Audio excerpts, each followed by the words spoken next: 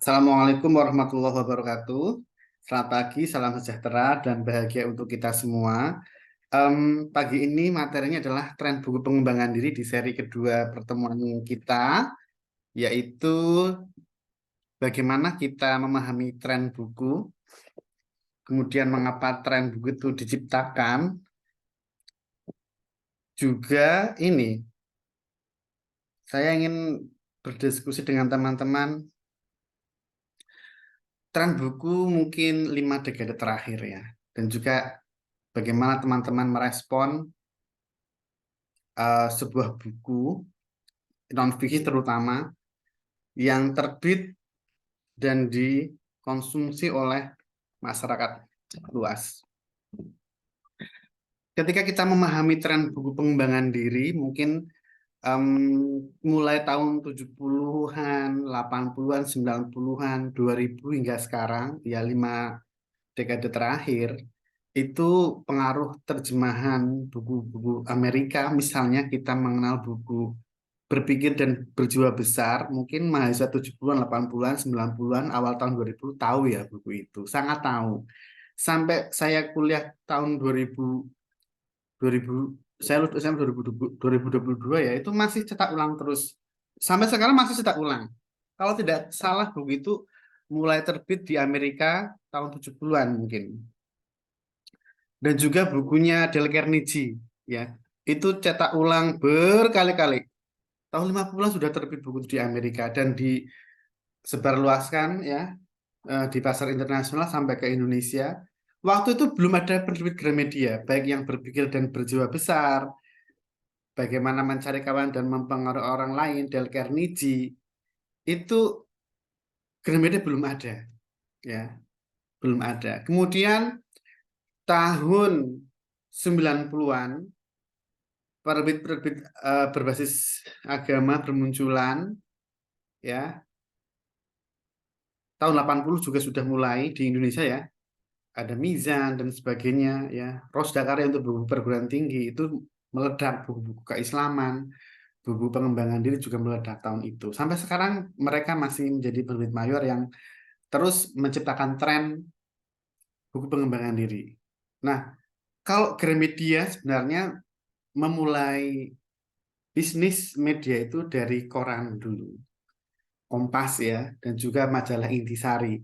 Intisari itu pernah mencapai tiras yang sangat luar biasa. 600.000 eksemplar dalam 1 bulan. Pernah mencapai tiras sebanyak itu. Kemudian seri novel Carmilla tahun 70 atau 80 itu adalah novel pertama yang diterbitkan Gramedia dan menjadi tonggak sejarah novel terpopuler sepanjang masa. Ya, itu. Kemudian seri-seri buku emotional intelligence ya, kemudian kecerdasan yang lain itu juga banyak diterjemahkan oleh Gramedia.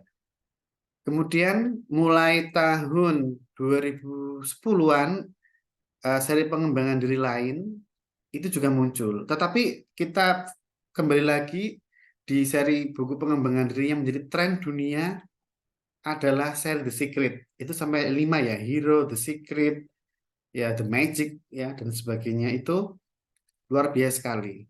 Rhonda Byrne yang nulis. Em, Mulai 2000 awal lagi eh, fiksi pun dibanjiri oleh novel-novel Islami fenomena ayat-ayat cinta ya. Tetapi kemudian seri-seri yang diciptakan oleh Mizan misalnya buku eh, How to ya, buku-buku How to itu juga meledak sekali. Hampir semua penerbit itu punya tren buku pengembangan diri masing-masing. Sampai yang terakhir itu yang Psychology of Money, penerbit baca itu sampai 60.000 eksemplar kalau tidak salah hanya terjual di Indonesia. Itu dan mencapai tren yang luar biasa. Siapa yang nggak tahu Psychology of Money ya? Seperti itu. Sebelumnya ada seri minimalism yang dibawa oleh Jepang. Amerika pun punya seri buku pengembangan diri yang seri minimalis. Tetapi buku-buku Jepang itu menguasai sekali untuk tren buku minimalis.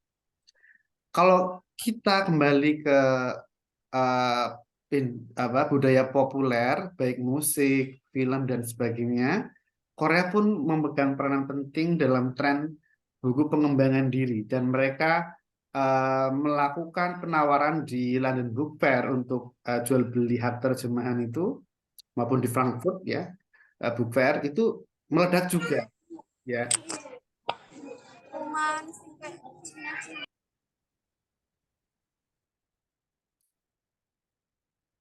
Korea menjadi titik awal bagaimana buku kesehatan mental menjadi tren buku pengembangan diri, dan itu terjemahannya melimpah di Indonesia.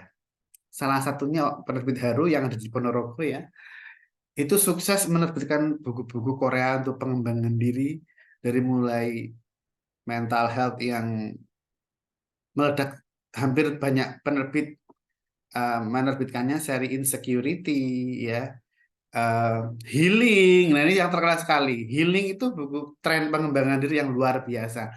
Kemudian Introvert, Ambivert, ya seri-seri pengembangan diri ya, seri-seri meningkatkan kapasitas diri itu banyak sekali terjemahannya, dan itu diikuti oleh para penulis di Indonesia.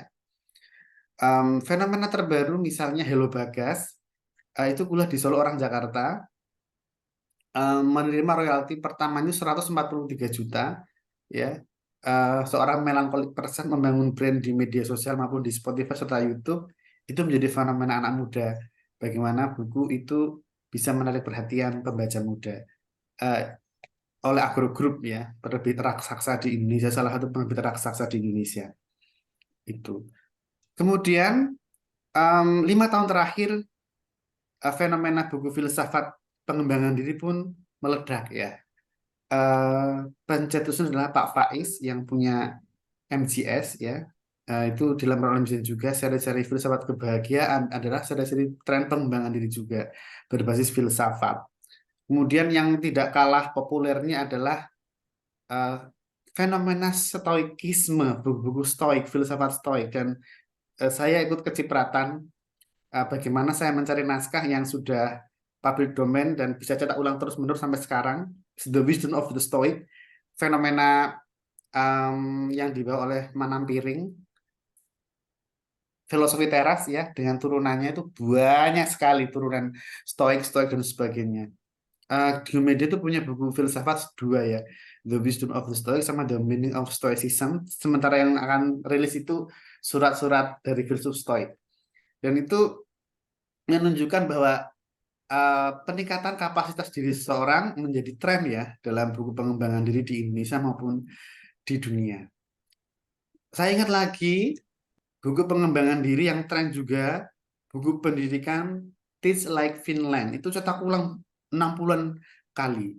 Setelah Bodo Amat, seri Bodo Amat ya. Mark Manson ya penulisnya. Bersikap bodoh amat, luar biasa, itu sudah cetakan ke berapa ratusan kali hanya di Indonesia saja ya. Level dunia juga banyak ya, seri seperti itu. Itu mungkin pengantarnya singkat sekali ya, 10 menit saja pengantarnya. Nanti teman-teman bisa menyampaikan tren buku pengembangan diri dari masa ke masa yang pernah teman-teman ulas, pernah teman-teman baca, atau mungkin masih menjadi koleksi perpustakaan pribadi teman-teman ya. Dan itu menjadi personal library dalam tubuh kita, dalam raga kita, dalam akan kita, untuk mencari ide bagaimana kita bisa berkembang, bertumbuh menjadi penulis buku pengembangan diri. Siapa dulu monggo yang mau berbagi tren buku pengembangan diri? Tren secara kamus itu atau secara leksikal bermakna gaya mutakhir ya. Di bidang apapun, di industri kreatif itu pasti ada trennya.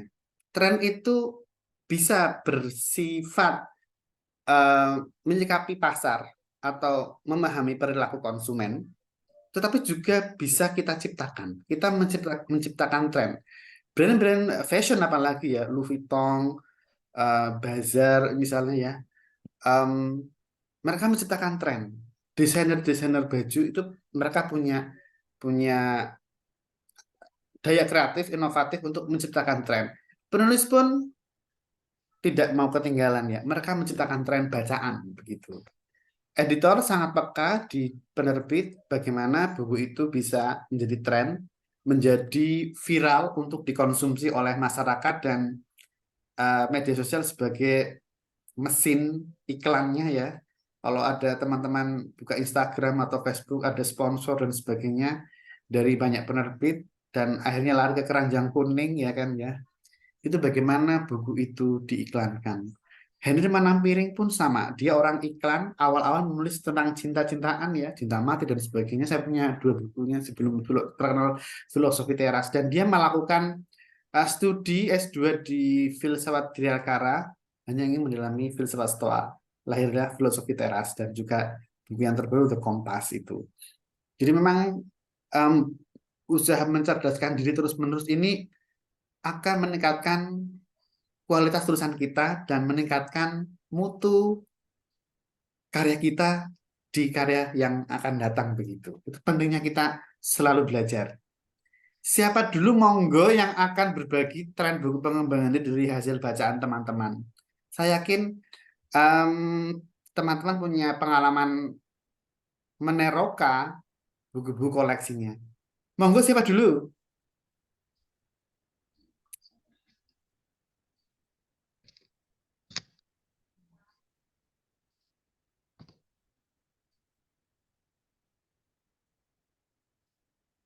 Siapa dulu monggo?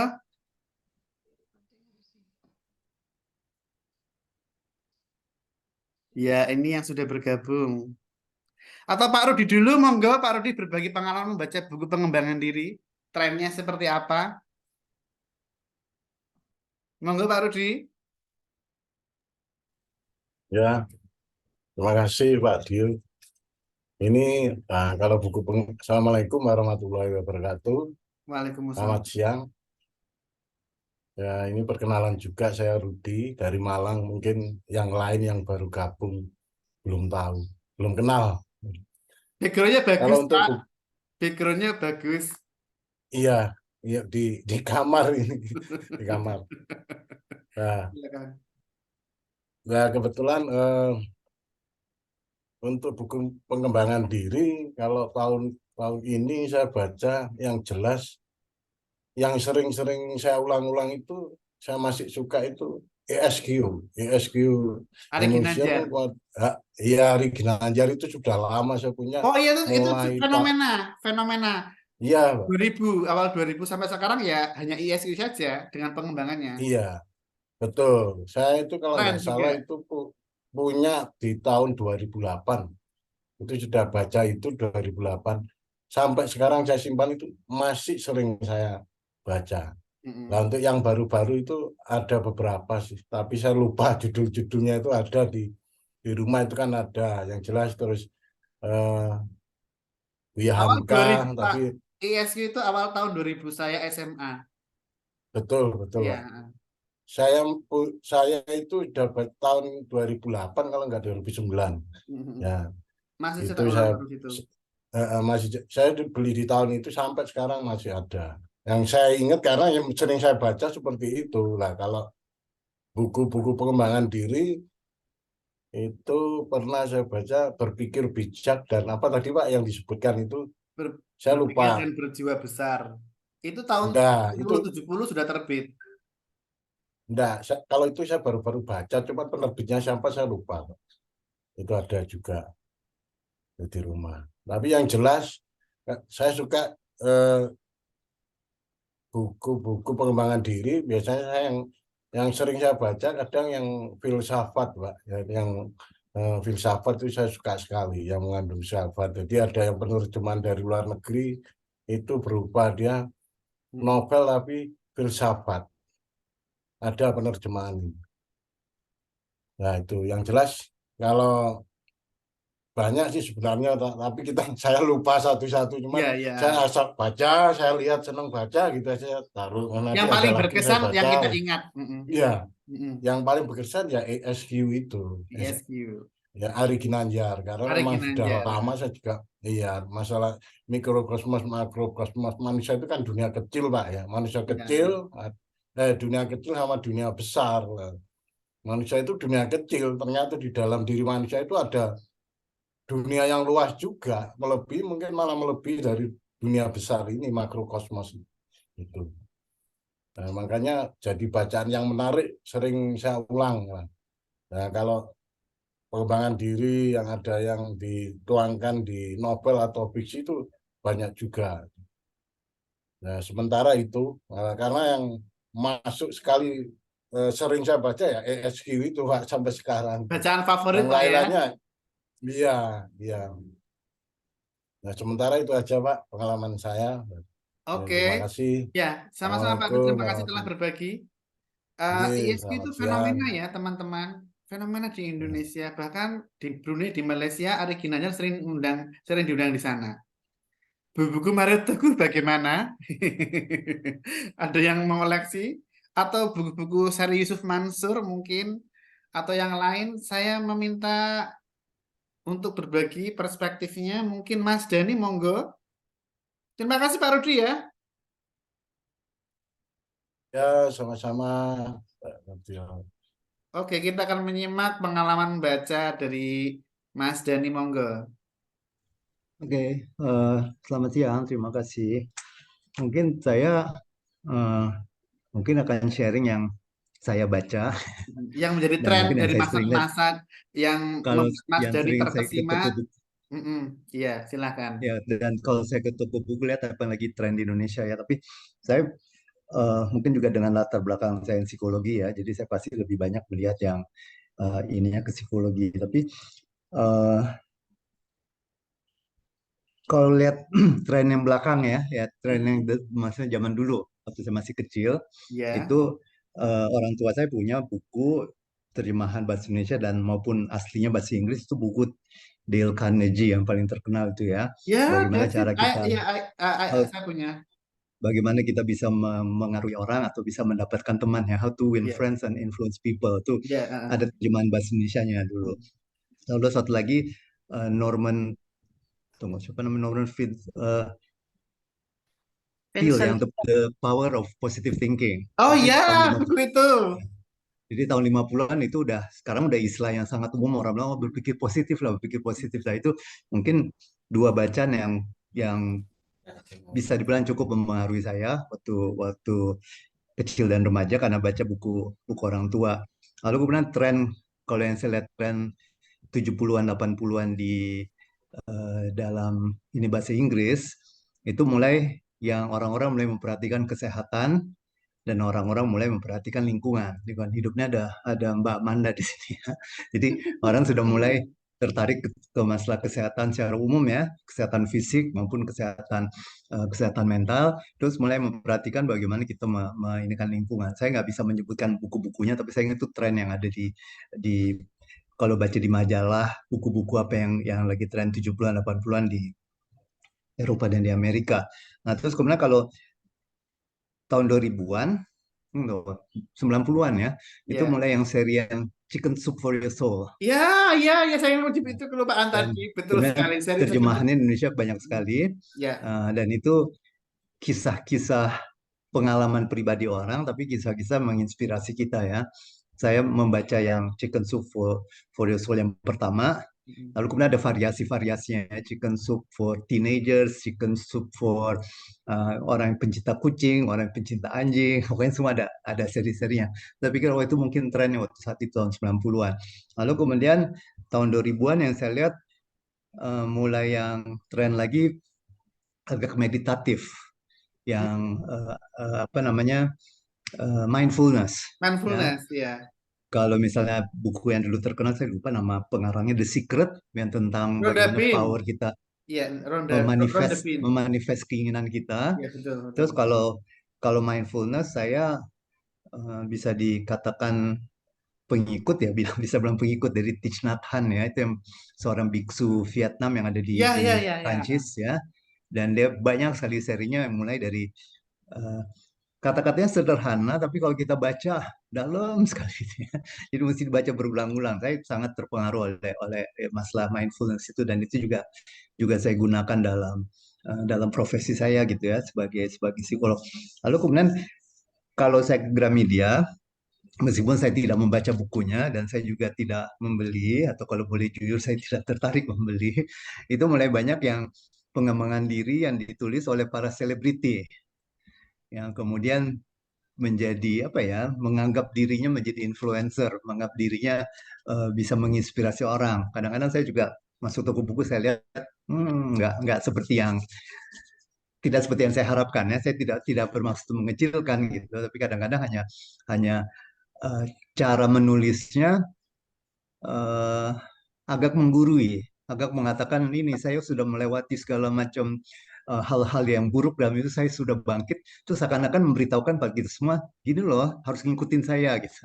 Nah, saya tidak suka Ya, ya, ya. buku-buku self development yang sifatnya menggurui atau yang sifatnya mengatakan bahwa hidup saya adalah hidup yang paling bagus di dunia, ikutilah saya gitu ya. Jadi saya berusaha untuk kalau misalnya menulis tidak menggunakan cara itu. Nah, terus mungkin juga yang praktis ya, saya ngeliat juga banyak yang self development yang berkaitan dengan masalah finansial, bagaimana kita kita mengatur keuangan kita. Terus saya lihat lagi ada berapa, saya tidak bisa menyebutkan judul-judulnya, tapi terakhir kalau saya lihat di Gramedia, saya jarang ke toko buku sekarang ya karena sejak pandemi, tapi kalau lihat di online Gramedia, Gramedia sekarang cukup banyak tulisan atau kadang-kadang terjemahan yang arahnya ke masalah psikologi populer, seperti misalnya tentang overthinking atau tentang bagaimana menyembuhkan luka batin. Terus saya berpikir apa mungkin ini ya, konsumen Indonesia sekarang cukup tertarik untuk tahu masalah seperti itu, yang bagaimana berpikir yang baik ya, atau bagaimana juga mengatur mengatur batin dengan baik. Itu sih secara umum yang saya lihat tren yang ada di Indonesia, dan tentunya itu hanya hanya sebagian kecil ya dari yang ada di pengamatan saya. Mungkin teman-teman yang lain bisa lihat buku-buku self development yang lain yang cukup menginspirasi bagi teman-teman. Saya Mas rasa itu Dani itu suka aja dulu. minimalism. Mas Dani suka minimalism. eh iya dan enggak. Dalam arti dalam beberapa hal ya saya minimalis, tapi saya nggak bisa eh, tidak akan mengaku bahwa saya seorang minimalis banget gitu ya. Atau saya mengumpulkan buku di rumah saya, buku bertumpuk gitu ya. Iya. Dan juga senang mengumpulkan banyak hal gitu ya. Kalau benar-benar yang minimalis seperti siapa yang orang Jepang itu, eh, Banyak tokohnya. ya Banyak. yang ada Marie tokohnya Kondo yang benar. pertama, Marie Kondo. Marie Oh Kondo. ya, Marie Kondo kan dia mengajarkan kita betul-betul si hidup minimalis, nggak punya barang yang banyak, apa semua dibuang. Nah, saya nggak bisa hidup kayak begitu. Iya, oke, oke. Eh, Berbagi pengalaman dari Mas Dani itu memperkaya kita ya, bagaimana eh, buku itu tahan lama, ya, dan itu berpengaruh kepada orang lain untuk segera membacanya. Seri-seri yang dibaca oleh Mas Dani juga saya baca juga ya. Terima kasih Mas Dani telah berbagi. Ya, sama-sama. Teman-teman mungkin ada yang pernah terpengaruh oleh buku, kemudian saya ingin menjadi penulis seperti dia ya kan ya. Ada nggak kira-kira? Atau mungkin waktu saya membaca buku-buku awal-awal kuliah ya saya baca aja, terus kemudian saya ceritakan kepada teman-teman. Itu kegiatan saya seminggu sekali beli 2 buku ya di belakang kampus maupun ke Gramedia. Kalau ada pameran borong buku satu kresek ya karena bukunya murah-murah, itu berburu dulu kegiatan saya, sampai sekarang masih berburu buku juga. Menikmati rantai buku ya, perjalanan buku dari yang baru sampai yang buku loak, buku bekas, saya menyukainya ya. Itu. Em, Silakan yang mau berbagi lagi, jangan saya tunjuk terus ya. Silakan, siapa lagi? Kak Amanda. Oh ya, ya, ya, ya, ya, ya. Mbak Desita, silakan. Eh, Kalau aku mau berbagi bacaanku. Yang aku sejauh ini buku dari penulis Indonesia soal apa pengembangan diri yang paling aku suka ini You Do You, Soalnya penulisannya bagiku bagus banget, maksudnya enak dan ya sesuai sama aku gitu. Terus ini dulu pernah booming gara-gara yang buku pertamanya Jika Kita Tak Pernah Jatuh Cinta, tapi aku lebih tertarik yang Jika Kita Tak Pernah Jadi Apa-apa. Maksudnya salah satu fenomena booming tentang buku pengembangan diri yang aku tahu, meskipun belum selesai bacanya. Ya itu sangat terkenal, sangat Terus, terkenal. terus aku juga baca yang cara berdebat ini, cuma isinya nggak terlalu sesuai sama ekspektasiku, tapi ya secara keseluruhan masih oke. Terus aku juga suka baca, kebetulan ini gara-gara skripsian, waktu itu bahas pakai teorinya Sigmund Freud, jadi pas baca ini akhirnya tertarik juga, ternyata dari buku filsafat bisa ngerasain pengembangan, maksudnya apa ya, perasaan berkembang terhadap diri dengan memahami hubungan antara anak dan orang tua gitu. Ini yang aku suka dan mungkin bakal mempengaruhi calon tulisanku yang nanti akan ditulis ini. Terus tadi cuma berbagi aja, tadi udah disebutin Oh, buku-buku ini ini yang itu sama edisi emas ya Kak ya. sama How to Evaluate Man. Pernah baca e-booknya tapi beli lagi. Yeay, Ya itu Kak. finally ya. Oke. Udah sih Kak, kira-kira itu yang aku tahu. Terima kasih. Ya, Kak Desita mulai tertarik itu pengaruh teman. Apa yang membuat Kak Desita itu terpengaruh atau mungkin memutuskan untuk mengoleksi bahkan menggilai buku-buku itu? Akhirnya eh, terjerumus untuk menjadi penulis buku pengembangan diri. Itu awal mulanya seperti apa? Dari keluarga, teman, diri sendiri, itu elaborasi Eh, yang menarik untuk Kak Desita ceritakan ke kita. Kalau tertarik sama buku pengembangannya, sebenarnya gara-gara ini sih, tahu waktu kuliah itu kan sempat trennya Bookstagram Oh ya, biar dapat buku-buku. Instagram, ya. Nah, itu kan caraku dapat buku gratis kebanyakan dari jadi Bookstagram itu kan. Terus dari sana kenal buku-buku bagus, terus sama dan Mm-mm. buku-buku pengembangan ini Mm-mm. akhirnya lumayan tertarik. Tapi kalau yang soal calon buku ini tuh gara-gara bantuin mahasiswa psikologi wawancara gitu. Jadi narasumbernya. Terus di bagian akhir itu dia nanya, ada pesan nggak buat teman-teman yang pernah ngalamin kayak gitu gitu. Terus Oh, jadi oh menarik, iya menarik. ya, maksudnya oh Hmm. iya ya, kayaknya ini bakal berguna buat teman-teman yang lagi berjuang dengan permasalahan yang mirip dengan aku gitu. Terus kebetulan pas banget sama setelah kepikiran ide mentahan itu, lihat eventnya yang akademi menulis, akhirnya coba aja deh diajuin gitu Kak. Itu Oke, awal-mulanya. thank you Kak Desita. Em, ya, kita menyaksikan seri yang disebut oleh Kak Desita itu sampai cetak ulang edisi emas ya. Itu menarik sekali yang bukunya Dale Carnegie. Monggo, siapa lagi yang ingin berbagi?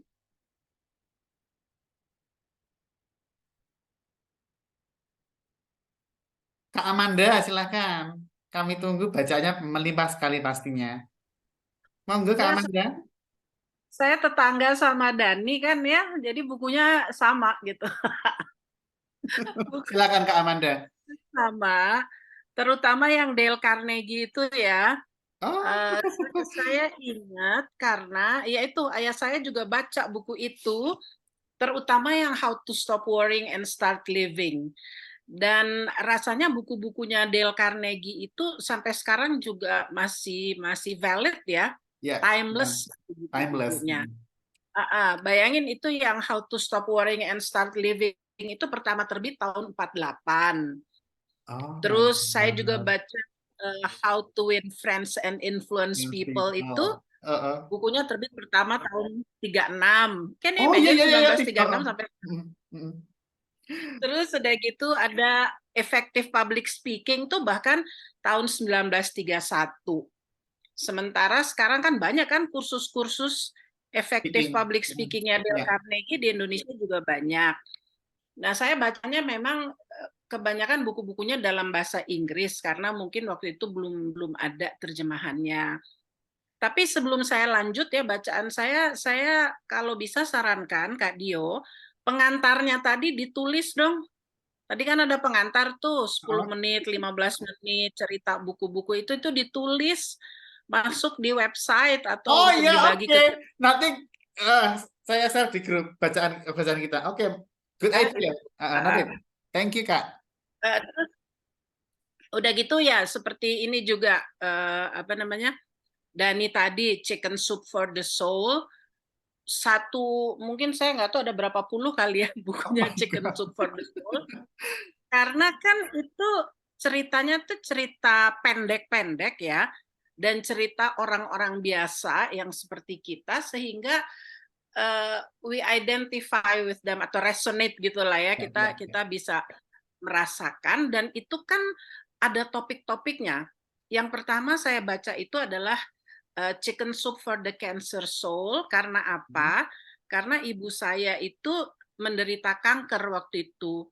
Lalu oleh ayah saya diberi bukunya dan ya iya gitu ya. Jadi bagus sejak itu ya saya baca lagi macam-macam. Tadi ada yang tentang mother lah, tentang grandmother, tentang apalah segala macam itu Chicken Soup itu banyak sekali.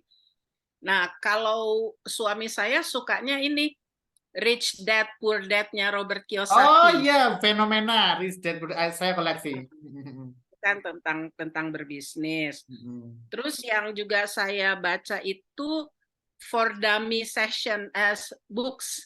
Kan ada apa? Mindfulness for Dummy atau Computer for Dummies. Kan banyak banget tuh for Dummies dan saya sukanya For Dummy series itu jadi anggap kita nggak ngerti apa-apa gitu mengenai topik itu.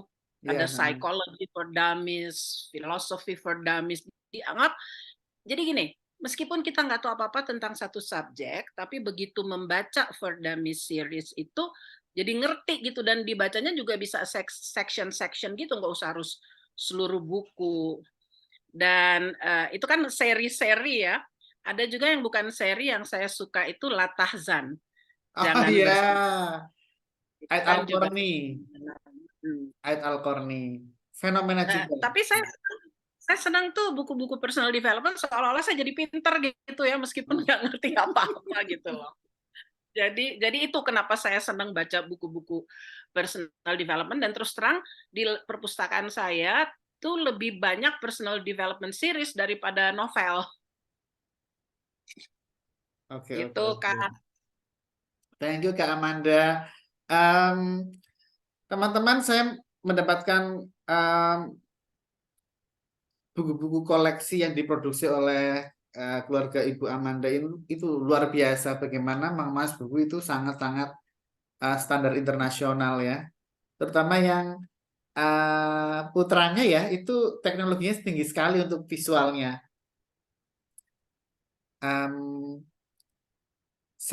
Nanti kita ujungnya adalah bagaimana mengemas buku pengembangan diri sebenarnya. Tapi kita akan menggali bagaimana pembacaan kita terhadap buku pengembangan diri. Di Indonesia sebenarnya pengemasan teknik flat ya itu sudah sejak tahun era Gus Balon Mizan itu sudah dipakai ya sampai sekarang. Nanti teman-teman kalau misalnya mengamati sampul ya grafis dan sebagainya buku pengembangan diri atau hanya tipografi saja seperti Seni Bodo Amat itu sebenarnya sudah dilakukan tahun 30-an dulu. Buku-buku dari Carnegie awal juga Carnegie awal itu pakai tipografi ya.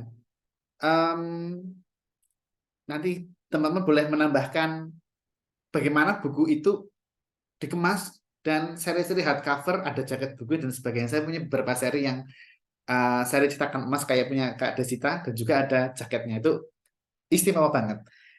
Monggo satu lagi tanpa ditunjuk sambil berkenalan. Pak Ali, ini Pak Ali harus bicara, Pak Ali. Mas Ali mau ke Mas Guru. Halo? Ya. Kak Sri, silahkan.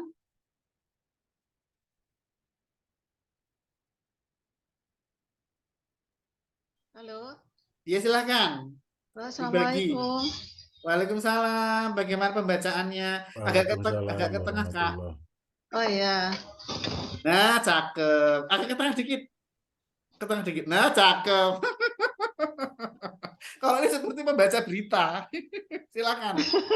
Kak Iya. Sri ini adalah guru bahasa Inggris yang luar biasa. Menulis memoir inspiratif perjalanan sebagai guru dan akan mengembangkan menjadi buku pengembangan diri, ya.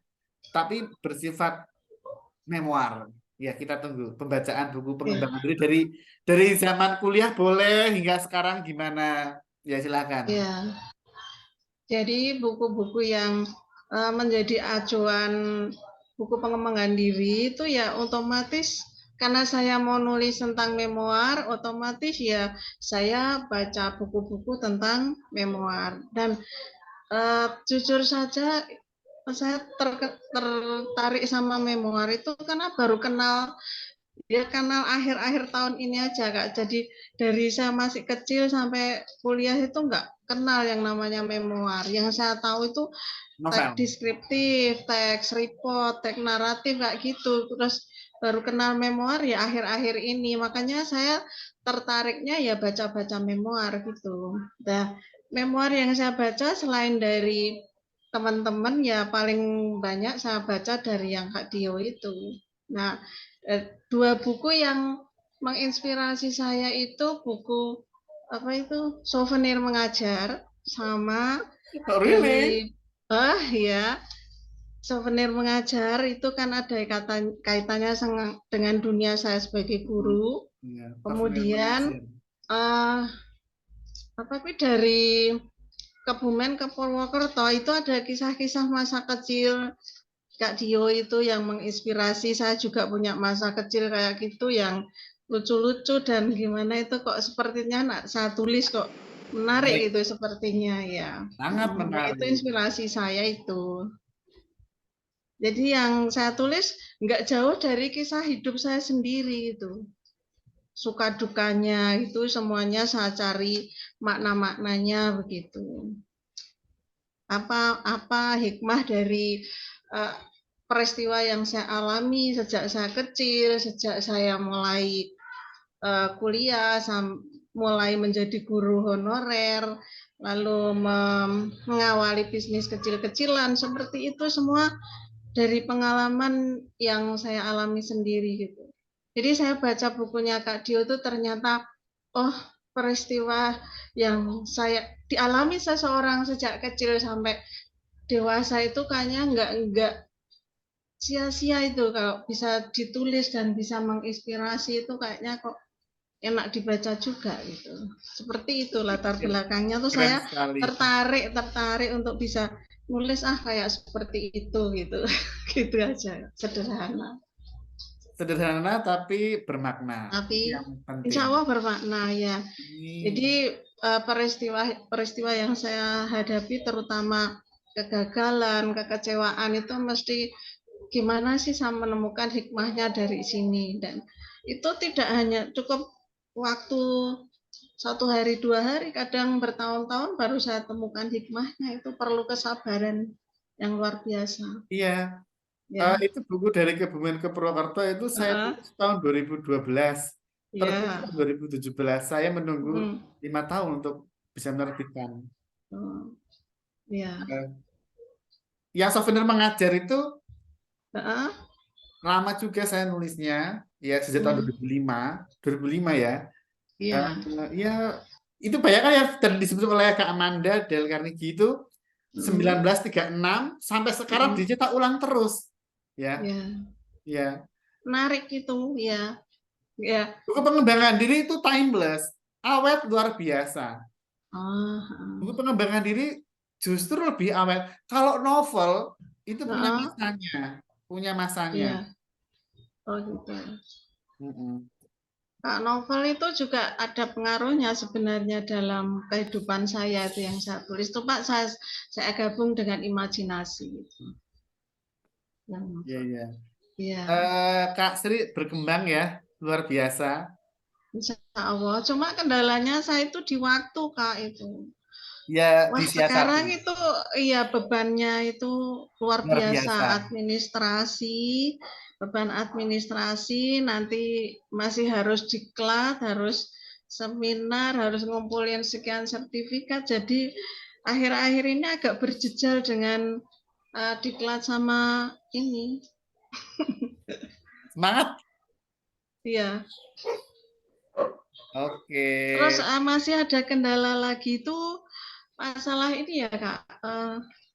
Untuk IG ya, IG itu kan saya baru 1 bulan itu saya buat karena itu apa saran dari Kak Jo harus bikin IG kayak ya udahlah saya coba gitu. Tapi bisa ya lama-lama ya, ya Kak ya. Iya, tapi kalau kalau Kak Sri pengikutnya belum seusia ada kakak ya. saya. Kak Sri itu seusia kakak saya yang pertama, mau pensiun Iya, juga. Dan memang nggak mau IG-IGan Facebook aja yang mudah sama story. iya. It means that you are good learner ya. You want to try Hmm, something new. iya. Jadi ya minta maaf itu kalau saya Oke, followernya baru sedikit. it's Nggak fine ada. ya. Nanti kan bertumbuh sendiri, bertumbuh Iya, sendiri. Don't worry, don't worry. Thank you iya, Kak for sharing with us. iya. Thank you. Oke, thank you pembacaan dan juga daya motivasi untuk menulis buku baru. Berikutnya, setelah Kak Sri, monggo, saya panggil. Itu Mas Di. Ya silakan, monggo. Pak Ali ya, atau siapa? Agak mesra Yes, dikit Mas. ya silakan. Baik, Bismillahirrahmanirrahim. Assalamualaikum warahmatullahi wabarakatuh. Terima kasih Mas Dio atas Iya, kesempatan didengar belajar. apik ya. Bapak Ibu teman-teman semua, Biarin terima ya, kasih tapi ya bisa bersua di majelis ilmu ini. Baik, saya Masya Allah, backgroundnya Mekah. Tabarakallah. amin, baik Allah malah baik. Mudah segera Ya, Allah undang ya Mas ya. Sama-sama kita semua ya. ya, Bapak Ibu teman semua. Amin. Punya biro umroh ya, Pak Eh, Ali. Punya biro haji dan umroh. Gimana? Punya usaha biro haji dan umroh. Atau baru pulang dari haji. Saya resellernya Mas. Ah, Reseller ya Biro Haji nanti dan Umroh. saya Boleh tim akademi sama-sama kita haji umroh yuk. nggak apa-apa nanti kita umroh bareng ya. Akademi angkatan ini ya. Iya, bareng. Ya, Ya, oke. alumni akademi menulis pengembangan diri kita umroh bersama. Amin. Terus seru kayaknya ya umroh bareng. Amin, amin. Ya silahkan berbagi pengalaman tren buku pengembangan diri Mas Guru. Ngajar apa ya? Belum pernah cerita ini. Ngajar bahasa Indonesia, Mas Dio, bahasa Oh, Indonesia. seperti kakak saya, guru bahasa Indonesia. Silakan, silakan. Ya, baik, Mas. Dan tren buku pengembangan diri dari masa ke masa dan akhirnya selain menjadi penyair ingin menulis buku pengembangan diri ya sebagai guru dan juga motivator haji dan umroh. Oh, luar biasa. Amin. Silakan. Baik, Mas. Makasih ya, Bapak Ibu teman-teman semua. Pertama, sejak saya kuliah dulu ya, sejak di Sastra Indonesia, saya sangat suka baca buku ini. Nampak nggak, Mas ya? Nih, Breaking the Time, karya Mas Satria Hadi Lubis. Waktu itu saya di kampus sangat aktif di organisasi di Hima, kemudian di Rohis. jurusan di Rohis gitu juga Saya ya. juga di Rohis, saya mimpin majalah.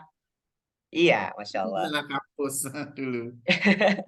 Saya di forum kampusnya, di fakultas, di ketua forum. Nah, jadi rasanya sibuk sekali organisasi kampus dan perkuliahan. Sehingga saya menemukan buku Breaking the Time. Nah, bagaimana di sini Mas Satriadi Lubis menulis bagaimana kita manajemen waktu ya dalam aktivitas keseharian sebagai mahasiswa, belajar, kuliah, dan berorganisasi. Nah, jadi bagi saya buku ini sangat menginspirasi dan sangat tren di masa saya kuliah dulu di rentang tahun 2001 sampai 2005. Ini yang 2001. pertama. Berarti lulus SMA 2001 ya? Iya, betul Mas. Oh, aku lulus 2002. Kita sebaya ya ternyata ya. Iya. Sebaya ya Mas ya. Ya, beda setahun kita ya Mas. Oh ya, Satria Ya. Hadi Lubis untuk anak-anak rohis sangat tren waktu itu. Iya, betul Mas. Hasan Albana, oh saya hatam semua. Mantap Hatam Mas. semua. Oh iya. Iya. Fenomena itu buku tren tahun Iya, itu. betul. Jadi Mas Satria Hadi Lubis sangat sering ke kampus UNP Iya. Padang waktu itu ya, diundang juga bagaimana motivasi mahasiswa-mahasiswa yang ikut forum kegiatan keislaman begitu. Nah, saya kebetulan ketua forum fakultas waktu itu. Kemudian setelah saya selama di kampus, kemudian langsung bergabung di pesantren ya, sekolah SMP Perguruan Islam Arisalah di Kota Padang. Karena saya langsung mengasuh membina asrama 30 anak ya, baru tamat kuliah langsung menjadi seorang orang tua, ayah, ibu, dokternya semuanya ya. Jadi saya sangat tren masa itu buku 25 Kiat ya. 25 Kiat mempengaruhi jiwa dan akal anak. Ya, ini karyanya Muhammad Rashid Dimas, terjemahannya Tate Kamarudin LC. Buku ini terjemahan. Di sini banyak mengungkapkan 25 strategi bagaimana jiwa anak mempengaruhi anak-anak di asrama, mengasuh mendidik mereka baik di kelas sebagai guru ataupun pembina asrama. Kita di pesantren dikatakan musrif-musrifah ya, kalau yang laki-laki musrif. Jadi bagaimana kita membimbing, mengarahkan peserta didik kita, pengembang karakternya agar menjadi anak yang berakhlak mulia begitu, seperti harapan orang tuanya dan pesantren kita. Jadi saya membaca buku ini dan menjadi pembimbing bagi saya ketika saya kehilangan strategi bagaimana mempengaruhi agar anak-anak tersebut tetap tumbuh berkembang di masa remajanya, jadi anak yang taat aturan, kemudian berkembang dengan baik secara karakternya begitu. Ini yang di masa itu di rentang 2005 ya, mulai masuk kerja sampai hari ini. Saat mengajar sebagai guru juga, sebagai pembina asrama juga saya baca buku ini, 25 Kiat Mempengaruhi Jiwa dan Akal Anak. Jadi ya Mas. Kemudian juga selama saya di guru, saya juga menjadi trainer, ya motivasi rekan-rekan guru. Saya juga mendapat hadiah dari lembaga trainer di yayasan tempat saya mengabdi, namanya Mengapa Siswa Gagal. Nah, ini di buku ini menceritakan, ini buku terjemahan juga karya John Hall ya. Judul aslinya itu How Children Fail ya, How Children Fail. Nah, ini bukunya terbitan 2010. Nah, kenapa guru itu mendapatkan siswanya gagal dalam memahami pelajaran, kemudian tidak paham. Nah, ternyata semuanya kembali ke guru ya. Kita sebagai guru, dan di buku ini saya mendapat inspirasi bahwasanya buku ini memberikan kita cerita-cerita pengalaman mewah dari John Hall ini sebagai guru, bagaimana mengarahkan siswa sesuai bakatnya. Kemudian juga di awal-awal saya juga baca ini ya Mas, ini sangat viral waktu itu, Quantum Iya, seri Teaching. Quantum. Iya. Saya punya Jadi serinya lengkap. Quantum Teaching, Quantum Writing, Quantum Quantum Learning. Learning. Iya, saya juga punya. Nah, jadi Quantum Konita, Teaching ini banyak merupakan Konita. Quantum Learning di ruang kelas ya. Kaifa. Seri buku Kaifa. Ya, betul. Saya buku Kaifa, Mas. Saya punya. Bisa. Dan yang menulisnya juga ada. Menulisnya. Dan ini mengajar gitu ya. Dan di Arisalah, tempat saya mengabdi, kita itu sejak awal masuk, model pembelajaran itu adalah active learning. Nah, active learning itu terinspirasi dari buku Quantum Teaching dan Quantum Learning. Ya, saya hatam semua Nah, jadi, itu. Hatam semua buku-buku iya, itu. Masya Allah. Berarti Mas dia juga guru ya, berarti ya? Oh iya, saya kan ngajar. Jadi kan kemarin saya cerita bahwa guru terbaik adalah dirimu. Iya, Artinya betul. adalah kita harus melakukan pencerdasan diri tiap hari kayak gitu. Iya, betul. Sepakat, Mas. Diri kita Nah, sendiri. ini Quantum Teaching ini juga menginspirasi saya untuk buku pengembangan diri di masa sampai hari ini ya, sejak jadi guru dari 2005 sampai hari ini.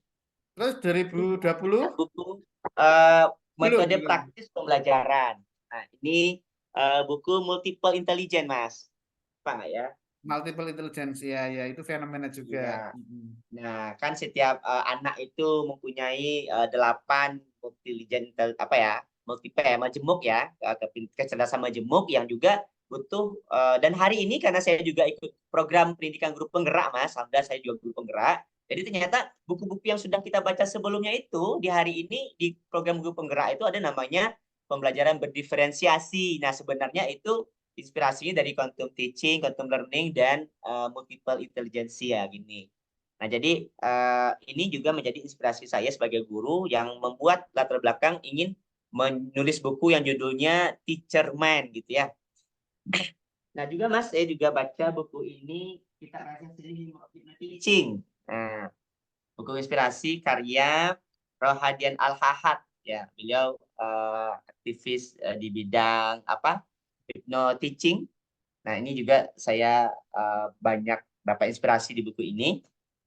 Kemudian juga ada Teacher Coach. Teacher coach ya, bagaimana seorang guru itu juga coach bagi tentu bagi dirinya. Teacher coach, penulisnya siapa? Karya Arif Santoso. Iya. Arif Santoso terbitan Villa Press. Nah, beliau trainer di KPI Surabaya, Kualitas Pendidikan Indonesia Surabaya. Kenal ya, Mas? Nah, jadi KPI Surabaya itu sempat ya, mungkin 2 tahun berturut-turut menjadi konsultan di tempat saya mengabdi. Kebetulan juga hari ini saya sebagai guru juga sebagai Kepala Diklat Pendidikan dan Pelatihan di Yayasan sejak 2018 sampai hari ini. Nah, jadi ini juga menjadi referensi bagaimana seorang guru itu juga coach ya bagi rekan-rekannya, bagi teman-teman dan peserta didiknya. Iya. Dan juga saya banyak inspirasi coach bukunya Pak Arif. Di Ya. sini banyak coach yang ikut akademi menulis buku pengembangan diri, banyak coach Kemendikbud. Iya, Coach alhamdulillah. internasional juga banyak. Iya, di sini kita berkumpul dengan orang-orang luar biasa di sini. Alhamdulillah Mas ya. Ini juga menginspirasi saya buku Pak Arif ya, Profesor Arif, guru nih Mas. Ya. Buku Pak Arif ini juga luar biasa, penerbitnya Esensi dan banyak inspirasi pengalaman beliau mendirikan sekolah sampai hari ini dan menjadi inspirasi guru-guru di Indonesia. Dan beliau datang ke Kota Padang waktu itu dan kita mendapatkan buku ini dari Pak Arif. Oh, ya. Koleksinya banyak sekali ya, Pak Ali ya. Hah? Ya, alhamdulillah. Iya, oke. Oke, Iya, kita Mas. tunggu buku berikutnya ya. Buku terbaru selain puisi. Iya. Lah kan sudah menjadi coach, kepala diklat, berarti trainer ya, motivator. Oh, itu harus melebihi Mario Teguh. Kalahkan Mario Teguh itu, ya. Kalahkan Mario Teguh. Itu. Ya, Masya Allah. Terima kasih ya telah berbagi tren buku pengembangan diri versi seorang guru sejati. Amin. Ya. Terima kasih, Mas. Sama-sama. Luar biasa ya. Ya, Assalamualaikum warahmatullahi wabarakatuh. Waalaikumsalam. Sekarang kita ke Mbak Rias Nurdiana. Silakan. Halo Mbak Rias. Atau yang lain?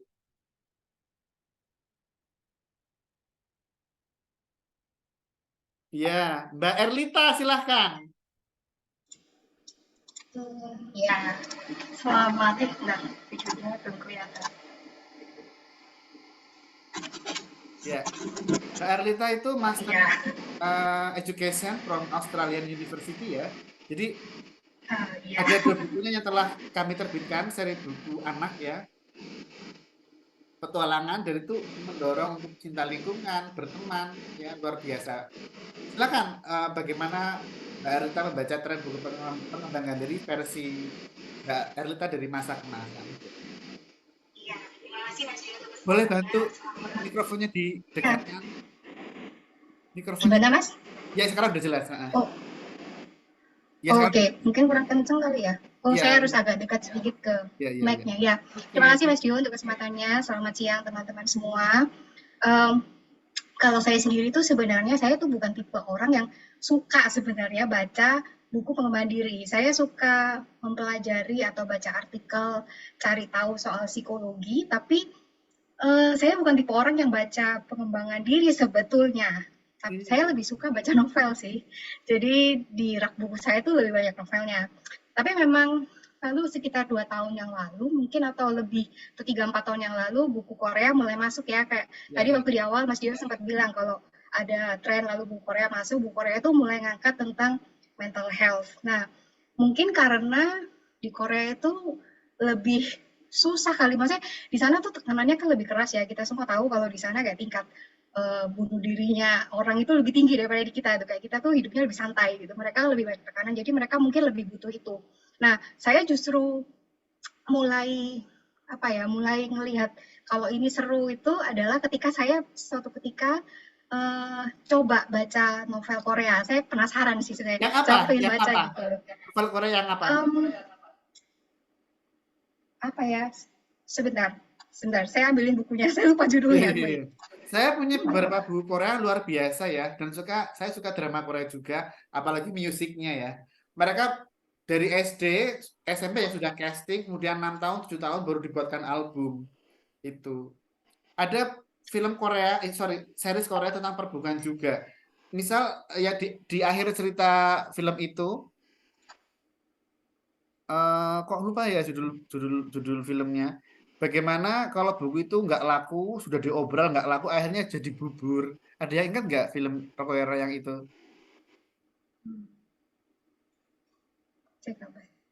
Ada. Nanti kalau ingat saya kirim linknya. Silakan Ya. lanjutkan. Saya baca buku ini. Ini buku yang saya baca pertama kali. Iya, baca. The Sun Who Dreamed She Could Fly. Iya, lalu saya pikir ini buku kok keren ya. Maksudnya dia tuh memang buat saya ini kayak bukunya penuh dengan simbolisme. Banyak simbol-simbolnya. Kayak kenapa tokohnya ayam. Terus kenapa ayamnya bermimpi untuk bisa terbang gitu. Saya langsung mikir tuh kayak simbolnya kayak kita punya mimpi gitu buat saya, tapi ini buat saya pribadi itu kan kita baca buku punya interpretasi sendiri-sendiri. Nah, jadi buat saya tuh kok seru ya kayaknya pengembangan diri itu. Lalu sering berjalannya waktu saya mulai baca buku yang lain. Waktu itu yang saya ingat salah satu yang berkesan adalah bukunya Max Lucado. Saya nggak tahu teman-teman pernah tahu atau enggak. Judulnya Anxious for Nothing. Saya lupa bahasa Indonesianya apa. Saya bacanya versi bahasa Indonesia, tapi judulnya yang lebih nancep di kepala saya itu judul bahasa Inggrisnya. Ya, poin dari buku itu adalah si penulis itu mengajak kita untuk belajar bahwa ya sudah, kita ini manusia, kita harus berpasrah kepada Yang Maha Kuasa gitu, karena hidup kita ini kan sudah diatur ya. Nah, tinggal semuanya itu tinggal bagaimana kita merespon. Jadi hal-hal di luar mungkin ada sedikit unsur stoiknya di dalamnya. Jadi gimana kita itu kayak ada banyak hal di luar kita tuh yang terjadi nggak bisa kita kontrol. Yang bisa kita kontrol itu kan reaksinya kita, gitu. Nah, buku Anxious for Nothing itu gambaran besarnya mengajaknya seperti itu. Jadi dari situ mulai beberapa. Saya memang sejujurnya sampai sekarang pun saya belum banyak baca. Anxious for Nothing salah satu yang saya ingat banget gitu. Saya beli buku judulnya The Road Less Traveled. Itu psikologi banget genrenya, tapi saya juga belum sentuh sampai sekarang. Saya belum sentuh bukunya sampai sekarang, tapi kayaknya mungkin setelah ini karena ada proyek menulis buku ini, saya mungkin akan mulai buka buku itu karena bisa jadi ada sedikit kontennya yang relate sama topik yang mau saya tulis. Lalu satu lagi yang juga cukup berkesan buat saya itu adalah bukunya C.S. Lewis, judulnya A Grief Observed. A Grief Observed. Jadi fokus buku itu adalah lebih kepada bagaimana kita itu mengelola diri kita, mengelola respon kita terhadap suatu kesedihan yang besar. Buku itu berkesan buat saya karena saya baca buku itu setelah ayah saya meninggal. Jadi saya kayak perlu gitu ya, saya perlu sesuatu. Kayaknya buku lebih cocok buat saya gitu, jadi teman saya. Jadi saya baca buku itu dan buku itu menguatkan saya waktu itu. Jadi yaitu buku-buku yang cukup berkesan buat saya. Jadi untuk yang kali ini saya nulis temanya itu tapi tidak berkaitan dengan kesedihan, tidak berkaitan dengan yang lain, tapi saya lebih kepingin menulis tentang tujuan hidup. Jadi gimana kita menemukan tujuan hidup. Kenapa saya tulis itu? Karena justru di usia saya sekarang, kayak saya udah ngelewatin masa kerja, masa kuliah, saya udah lulus kuliah, saya udah kerja sekitar 10 tahunan lebih, tapi somehow tuh ada satu titik di mana kita kadang mempertanyakan, kita udah bener nggak ya pilih jalan hidup ini gitu. Saya ingat kemarin ada Mbak siapa ya yang cerita tentang problem atau pemikiran yang kurang lebih sama. Mbaknya itu mantan jurnalis, lalu dia menikah. Iya. Itu jadi agak mirip sih. Agak mirip kisahnya, maksudnya agak mirip yang saya pikirkan gitu. Jadi ya nanti gimana Mas Dio deh yang nemenin kami supaya bukunya nggak terlalu sama gitu karena topik utamanya agak sama. Insya Allah tidak sama, nggak sama. Begitu ya Mas ya. Amin. Nggak sama, kan Baik, ditulis orang berbeda. Iya. Saya pikir sih paling yang pasti berbeda sih gaya bahasanya ya kan kita punya gaya bahasa sendiri-sendiri gitu. Ya, begitu Mas Dio. Jadi ya kalau ditanyain tren, saya juga mulai dari buku-buku Korea dulu, novelnya. Nggak banyak sih memang saya baca sampai sekarang, tapi ya itu cukup men-trigger aja sih. Dan ini kayak Mas baca iklannya di Diomedia itu, wah seru ya. Tapi sama saya kayak Bu Sri tadi ya, saya sendiri juga, saya punya akun IG, tapi lalu saya bikin satu akun IG lagi bersama seorang teman, yang akun IG-nya itu saya mau dedikasikan untuk itu sih, untuk misalnya kayak lebih mengedukasi ya tentang banyak hal. Kalau tadi Mas Yo kasih pengantar, kalau saya dulu nulis buku anak yang tentang belajar tentang mencintai alam, maka di akun IG itu ya saya berharap nanti saya juga akan bahas kayak akun-akun WWF, UNICEF, Monggabai yang mereka bilang tentang, saya berharap akunnya ini bisa jadi mendorong orang untuk juga belajar. Oh, ada itu loh, kita harus peduli lingkungan. Tapi akun itu juga akan ngajarin kita untuk ada istilah-istilah keren dalam bahasa lain di luar bahasa Indonesia gitu yang mungkin kita juga bisa belajar, kayak misalnya Ikigai. Salah satu yang juga cukup populer ya waktu itu kalau nggak salah, tapi saya nggak baca sih Ikigai itu. Saya lebih tertarik Stoik daripada Ikigai. Fenomena juga Ikigai tren juga. Iya. Selain minimalisme Jepang, Ikigai. Ya. Terus yang ada kok istilah Ikigai-nya orang Finlandia juga ada. Tren juga di Gramedia. Iya. Sebentar, kayaknya kemarin saya baru posting sih itu. Stoik. Iya, di masing-masing gitu negara itu punya wisdom ya. Misal di Indonesia apalagi di daerah masing-masing pasti punya wisdom. Misal di Jawa terus jalan saka kulino, nrimo ing pandu macam-macam lah ya gitu-gitulah. Ya, di Jepang tiga ya kan ya, macam-macam. Iya. Iya gitu deh, Mas. Terima kasih kesempatannya dan sudah mendengarkan teman-teman. Gantian yang lain supaya waktunya nggak habis ke saya. Thank you, Mbak Arlita. Sama-sama. Ya, silakan berikutnya.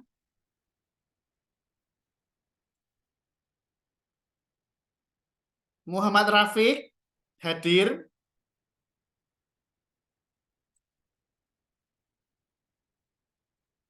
Sunan Faza, Mbak Sunan Faza silakan.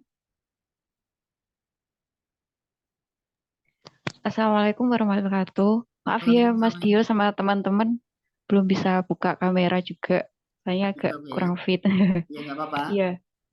Jadi saya itu malah lebih suka baca yang buku-buku sejarah ya. Kebanyakan tuh koleksinya kayak Wali Songo, terus biografi, Gusmi. Kalau jangan pernah dengar juga ulama-ulama. Terus yang paling berkesan itu bukunya dari penyair Timur Tengah, Jalaluddin Rumi itu sangat berkesan. Keren juga itu. Iya, yang judulnya Vi Mavi itu kalau kita baca mungkin 2 baris gitu kadang kita harus ngulang-ulang untuk memahami kata-katanya gitu. Jadi itu sangat membanggakan diri sekali, menginspirasi. Terus kemudian yang satu lagi karya anak Indonesia itu Kak Mutia namanya, soal berdamai dengan diri sendiri. Teman itu karena saya, baca teman satu komplek dengan saya. Oh iya, itu saya baca soalnya waktu kena COVID itu Mas Dio. Jadi kan kayak kena COVID itu kan mental down banget ya. Posisi COVID itu kan ngeri sekali. Terus waktu di insomnia tuh ngapain? Nggak bisa keluar kemana-mana, harus diisolasi. Nah, saya baca buku di Berdamai dengan Diri Sendiri itu.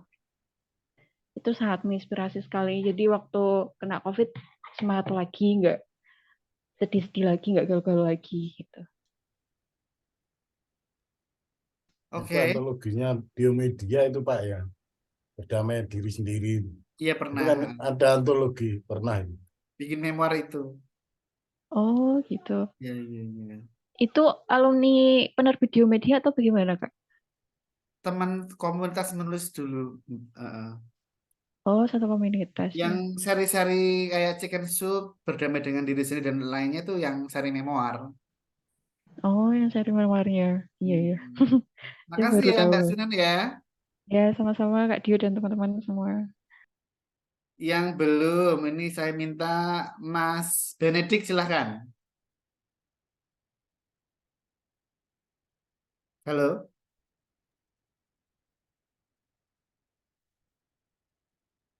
Ya silakan Mas.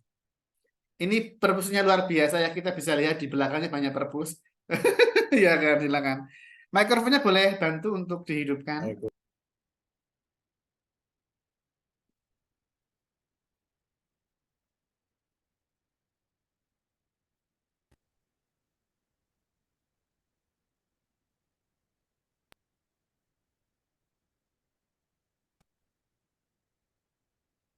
Belum bunyi Mas.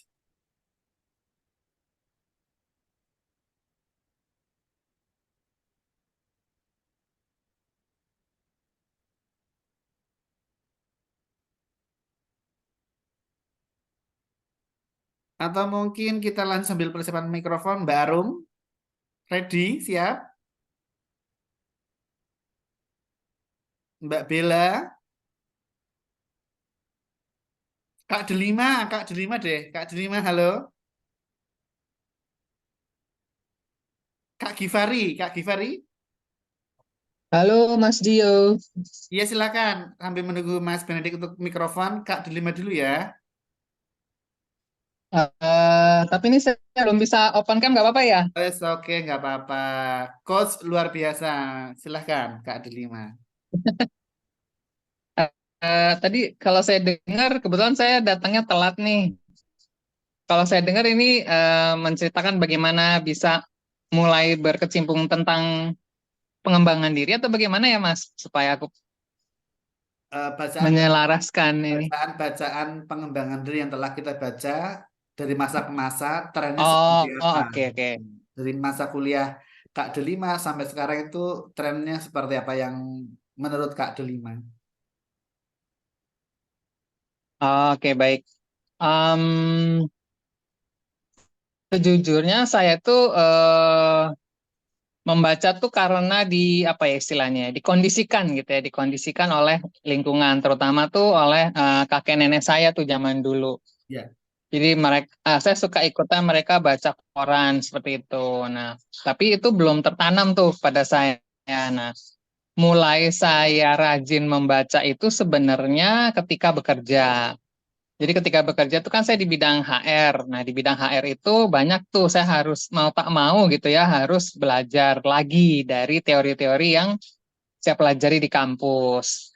Nah, spesifiknya sekali tentang pengembangan diri itu mulai kelihatan berkembang atau mulai kelihatan di apa ya istilahnya ya, dibahas gitu ya, lebih spesifik tuh saya perhatikan kan menjelang menjelang COVID dan kemudian lebih berkembang lagi di saat COVID ya, ketika orang-orang tuh betul-betul diajak untuk menguatkan diri sendiri, lalu kemudian memahami diri sendiri, tidak terpengaruh oleh lingkungan dan seterusnya. Nah, disitulah saya juga mulai apa ya istilahnya, mulai mengerucutkan minat gitu, Mas Dio. Oh iya ya, berarti sebenarnya kalau kita bicara leadership ya startnya di self leadership dulu gitu ya, misalnya seperti itu.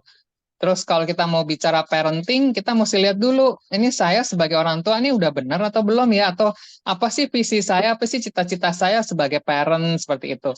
Dulu tuh udah pernah sih lihat beberapa buku atau beberapa kalimat yang mengatakan seperti itu, tapi itu kayak nggak nyantol gitu di saya. Nah, dengan mengalami sendiri, dengan adanya perubahan di dunia, saya akhirnya juga jadi ngelihat ya, oh iya ya betul. Jadi kita memang perlu mulai dari diri sendiri seperti itu. Nah, dari situlah kemudian kebetulan saya juga setelah tidak bekerja lagi, saya lebih fokus lagi sebagai coach. Maka saya juga lebih apa istilahnya ya, lebih banyak mengajak orang dan mengajak diri saya sendiri, terutama untuk mulai semuanya dari diri sendiri. Seperti itu Kak Dio. Dan kalau buku-buku, buku yang banyak saya perdalam akhirnya gitu ya setelah menyadari hal itu memang lebih banyak ke self leadership, self motivation seperti itu Mas. Dan saya baca buku satu yang kayak jurnalis gitu, journaling atau membuat memoir itu kan sebenarnya itu perjalanan ke dalam diri kita sendiri ya teman-teman. Jadi itu di situ tuh saya jadi dapat Oh iya ya, saya tuh maksudnya gini, pertemuan saya dengan Mas Dio awalnya kan sebagai membuat novel, tapi kemudian Mas Dio membawa gerbongnya ini kan ke membuat memoir. Awalnya tuh saya bingung tuh Mas Dio, ngapain ya bikin memoir ya, memoir tuh ngapain ya gitu. Saya pikir tuh itu biografi atau autobiografi gitu. Tapi begitu saya dalami itu saya ikut baca tuh buku yang direferensiin oleh Mas Tio. Oh iya benar juga ya. Nah, jadi saya lupa sih penulisnya siapa, namun di buku itu tuh karena dia kalau nggak salah psikolog ya Mas Dio ya. Psikolog dan kemudian dia memang salah satu terapi untuk apa ya, terhadap diri sendiri itu memang menulis memoir gitu. Jadi saya pikir ini bagus nih. Jadi gerakan ini apa ya istilahnya? Kalau bukan gerakan sih kali apa sih istilahnya? Membawa orang menulis memoir itu bagus gitu karena dia akan mengenal dirinya sendiri lebih baik. Karena ternyata pun Mas Dio, misalnya saya hari ini saya bilang saya oke-oke aja. Baru 5 menit kali saya udah nggak oke gitu. Jadi sebenarnya manusia itu memang betul ya seperti yang disampaikan oleh Al-Quran bahwa manusia itu berubah-ubah. Itu sangat benar dan maka buat saya jadinya gitu ya Mas Dio, saya lupa dia menulis bukunya tuh apa tuh Mas Dio yang Mas Dio referensiin tuh yang tentang menulis memoir. Nah itu jadi buat Memoir saya dan memoaris. sampai saat ini sih, nah itu jadi kayak apa ya? Jadi kayak referensi saya gitu. Kalau saya lagi apa ya kesel, lagi sebel gitu ya, tapi nggak jelas gitu sebelnya sama siapa. Akhirnya udah deh kita buka apa sih ya kalau mau bikin memoir tuh apa lagi gitu. Jadi sama 30 hari membuat memoir itu ya kalau nggak salah Mas Dio ya. Nah itu juga salah satu buku yang membuat saya kayak mengembalikan diri saya ke relnya lagi gitu sih. Jadi kalau buat saya, kalau Mas Dio tanya pengembangan diri, sebenarnya kalau buat saya sendiri itu pribadi, mulainya dari diri sendiri, alatnya adalah menulis memoir. Itu sih Mas Dio. Thank you, Begitu. Kak Tina. Terima kasih Mas Dio dan teman-teman. Oke, Mas Benedik sudah siap? Tes. Sudah Iya, ya? Sudah. iya, Oh, oke. silakan. Oke, sorry dari kemarin nih. It's Baik, fine. baik.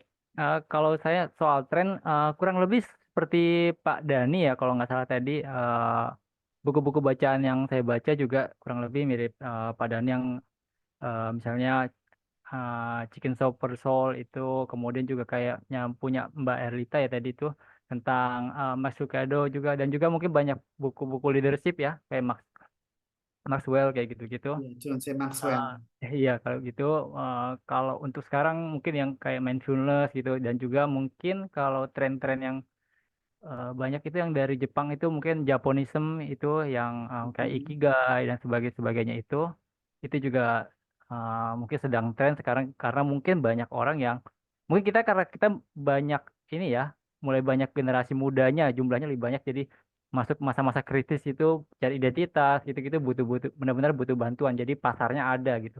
Jadi buku pengembangan diri itu cukup dibutuhkan ketika kita hadirkan ya menjadi bertemu dengan pasar yang tepat begitu. Kurang lebih sih seperti itu dan kalau saya sendiri pribadi buku pertama yang saya baca itu judulnya itu Purpose of Driven Life dari Rick Warren itu pertama kali saya baca di SMA itu mungkin bukunya religius tapi itu yang membantu saya untuk baca buku-buku buku-buku pengembangan diri. Tapi setelah kuliah, saya mungkin udah kurang baca buku pengembangan diri. Jadi lebih banyak baca buku filsafat langsung gitu. Jadi kalau buku pengembangan diri kan banyak tuh yang buatnya lebih praktis ya dari filsafat, kemudian diolah, ditulis dalam buku yang lebih praktis untuk digunakan oleh masyarakat umum. Nah, saya biasanya mungkin habis baca, saya langsung cari ke filsafat yang ininya dari buku asalnya gitu. Jadi lebih senang baca di situ. Nah, sekarang udah jarang baca buku Mandiri, tapi dari buku-buku filsafat yang saya baca, saya coba olah dan saya coba untuk tuangkan seperti itu juga. Jadi prosesnya itu saya pengen buku yang sudah saya baca dari buku-buku filsafat itu saya pengen sajikan dengan sesuatu yang lebih praktis untuk digunakan gitu. Kurang lebih begitu Mas Dio. Thank you, Mas Benedik. Terima kasih. Yui, sama-sama. Berikutnya, Mbak Arum. Mbak Bella Arianti.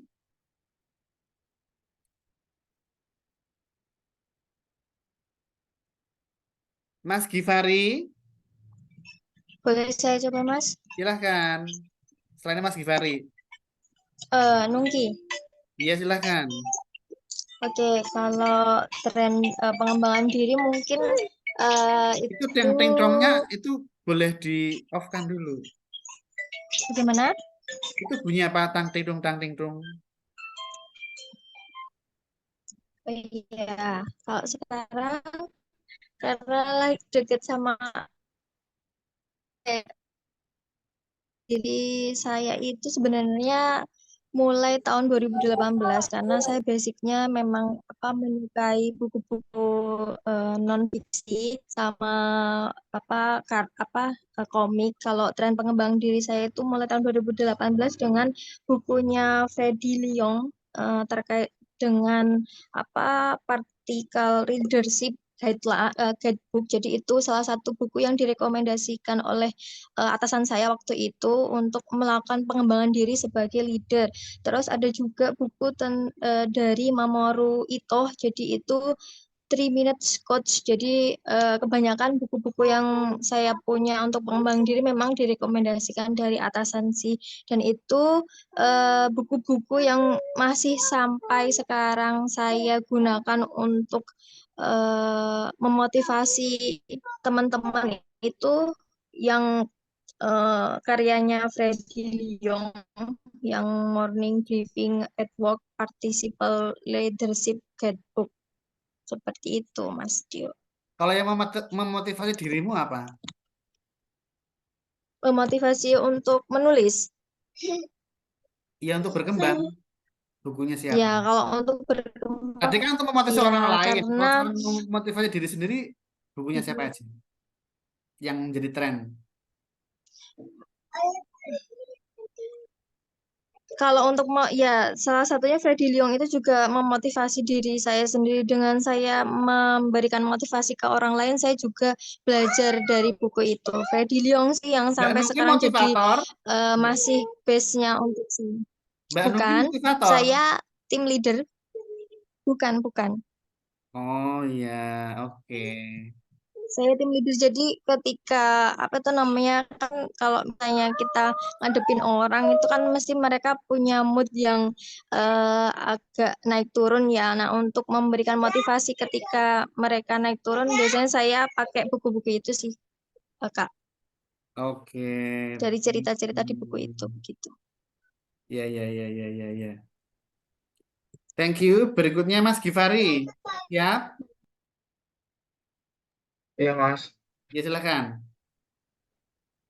Oke. Izin teman-teman semuanya, perkenalkan nama saya Givari. Tadi udah dengerin pengalaman semua teman-teman, hebat-hebat banget. Bahkan saya sampai minder karena saya jujur, saya dari awal tuh memang dari kecil ya, bukan tipikal orang yang suka baca. Cuman ketika sudah bertumbuh dewasa, Sukanya terutama nge-game. ketika apa? Saat kecil sukanya nge-game. Ya, semacam itulah. Enggak Pak, ya Bukan, hal ya. biasa, enggak apa-apa. Ya. Nah, pas udah menuju usia 20-an, yang mana banyak masalah-masalah hidup, tuh saya mengira bahwasannya, oh perlu nih saya untuk membaca buku. Cuma awalnya bukan membaca buku, saya lebih kepada waktu itu mencari solusi atas permasalahan saya melalui podcast. Ada salah satu podcaster namanya Senja Rindiani, di podcastnya itu Senja Bersuara, itu setiap berangkat kerja saya selalu menyetel podcastnya beliau. Nah, podcastnya beliau itu tentang pengembangan diri, Mas. Jadi tentang self development, self growth. Jadi saya jadi termotivasi dan juga banyak saran-saran atau banyak ilmu yang saya dapatkan dari seorang Senja Rindiani yang akhirnya saya pakai ke kehidupan saya dan work juga gitu. It works gitu. Maksudnya ya. Aku baru tahu, sorry, boleh tulis nanti nama siapa nama podcastnya? Senja Rindiani. Dia pernah juga kok nulis buku juga. Betul, baru nulis buku tahun kemarin kalau saya namanya, judul bukunya Izinkan Diriku untuk Duduklah Bersamaku dan Izinkan Dirimu untuk Tidak Mempertanyakan Banyak Hal. Cukup unik memang judulnya, cukup panjang. Jadi kalau aku suka mempertanyakan kalau banyak saya hal sudah ya. baca buku. Jadi Senjari Diani. Makanya saya senang dengan konten-konten beliau karena menurut saya dengan beliau tuh sama-sama overthinker yang mana suka overthinking. Jadi di dalam bukunya itu sebenarnya buku memoir juga sih kalau saya baca. Jadi di situ dia ceritakan masalah-masalah sebenarnya yang dia ceritakan di dalam buku yang dia terbitkan itu sebenarnya sudah disampaikan juga melalui konten-konten podcastnya yang udah saya dengarkan gitu. Jadi itu yang memotivasi saya bahwasannya saya mungkin bisa dengan pengalaman-pengalaman hidup saya yang nggak seberapa ini barangkali bisa Podcastnya untuk YouTube atau Spotify? Spotify. Cuma dia seorang TikToker, seorang content creator, TikToker sama ini juga influencer di Instagram. Senjari Indiani. Saya juga pernah ikut salah satu seminarnya waktu itu di Jakarta Barat gitu. Dan pas mengenal orang secara langsung dan cara berbicaranya, cara bersikap, wah makin fan saya dan saya pengen jadi sosok yang seperti beliau gitu. Makanya kan saya juga Wah, ini hati-hati. Wah, ini hati-hati. Apa? Hati-hati. Awalnya memang seperti itu, tapi sekarang Anda harus menjadi diri sendiri. Betul. Maksud You have saya to mengikuti establish jejak. yourself. Benar-benar. Mungkin lebih tepatnya bukan seperti beliau Menginspirasi, seutuhnya. ya boleh. Menginspirasi, benar. Beliau adalah salah satu inspirator bagi diri saya sih. Iya. Tapi tapi kita nggak boleh seperti dia. Jadilah diri sendiri. Nanti bahaya. Siap. Benar. Jangan sampai terjebak ya, Mas. Terus ada juga benar-benar.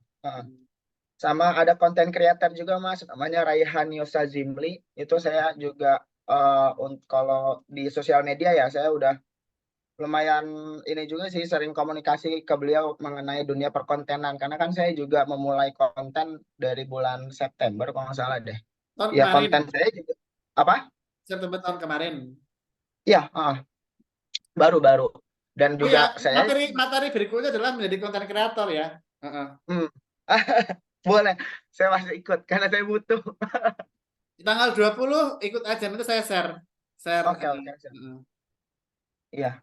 Ya itu sih jadi yang menginspirasi saya jadi jangan sampai. Berarti kamu melihat tren buku awal mulanya kamu ikut influencer. Lebih ke ini sih, Mas. Saya kan ada masalah-masalah hidup saya nih dari saya kecil, sekolah segala macam, punya masalah. Terus saya mengira bahwasannya kalau masalah-masalah saya ini saya keep sendiri, nggak saya tulis di dalam bentuk sebuah tulisan, hanya akan menjadi kenang-kenangan dan nggak jadi manfaat gitu, baik bagi diri saya maupun barangkali bisa bermanfaat bagi orang banyak gitu yang mempunyai pengalaman yang sama kayak saya gitu. Jadi makanya saya kenapa nggak saya aktifin nih Instagram account saya untuk membagikan tulisan-tulisan saya, barangkali itu bisa sedikit mengurangi kebiasaan saya untuk memikirkan banyak hal, sama yang kedua barangkali itu bisa menjadi mengasah keterampilan menulis saya, atau juga bisa barangkali menginspirasi atau memotivasi atau barangkali bisa membuka pikiran orang-orang yang mengalami permasalahan yang sama kayak saya. Kayak gini nih untuk bisa bertahan hidup di usia 20-an seperti itu sih. Paling tidak untuk menyalurkan apa yang kita pikirkan. Betul, saya itu. Makanya sampai sekarang pun saya merasa engagement dari Instagram account saya juga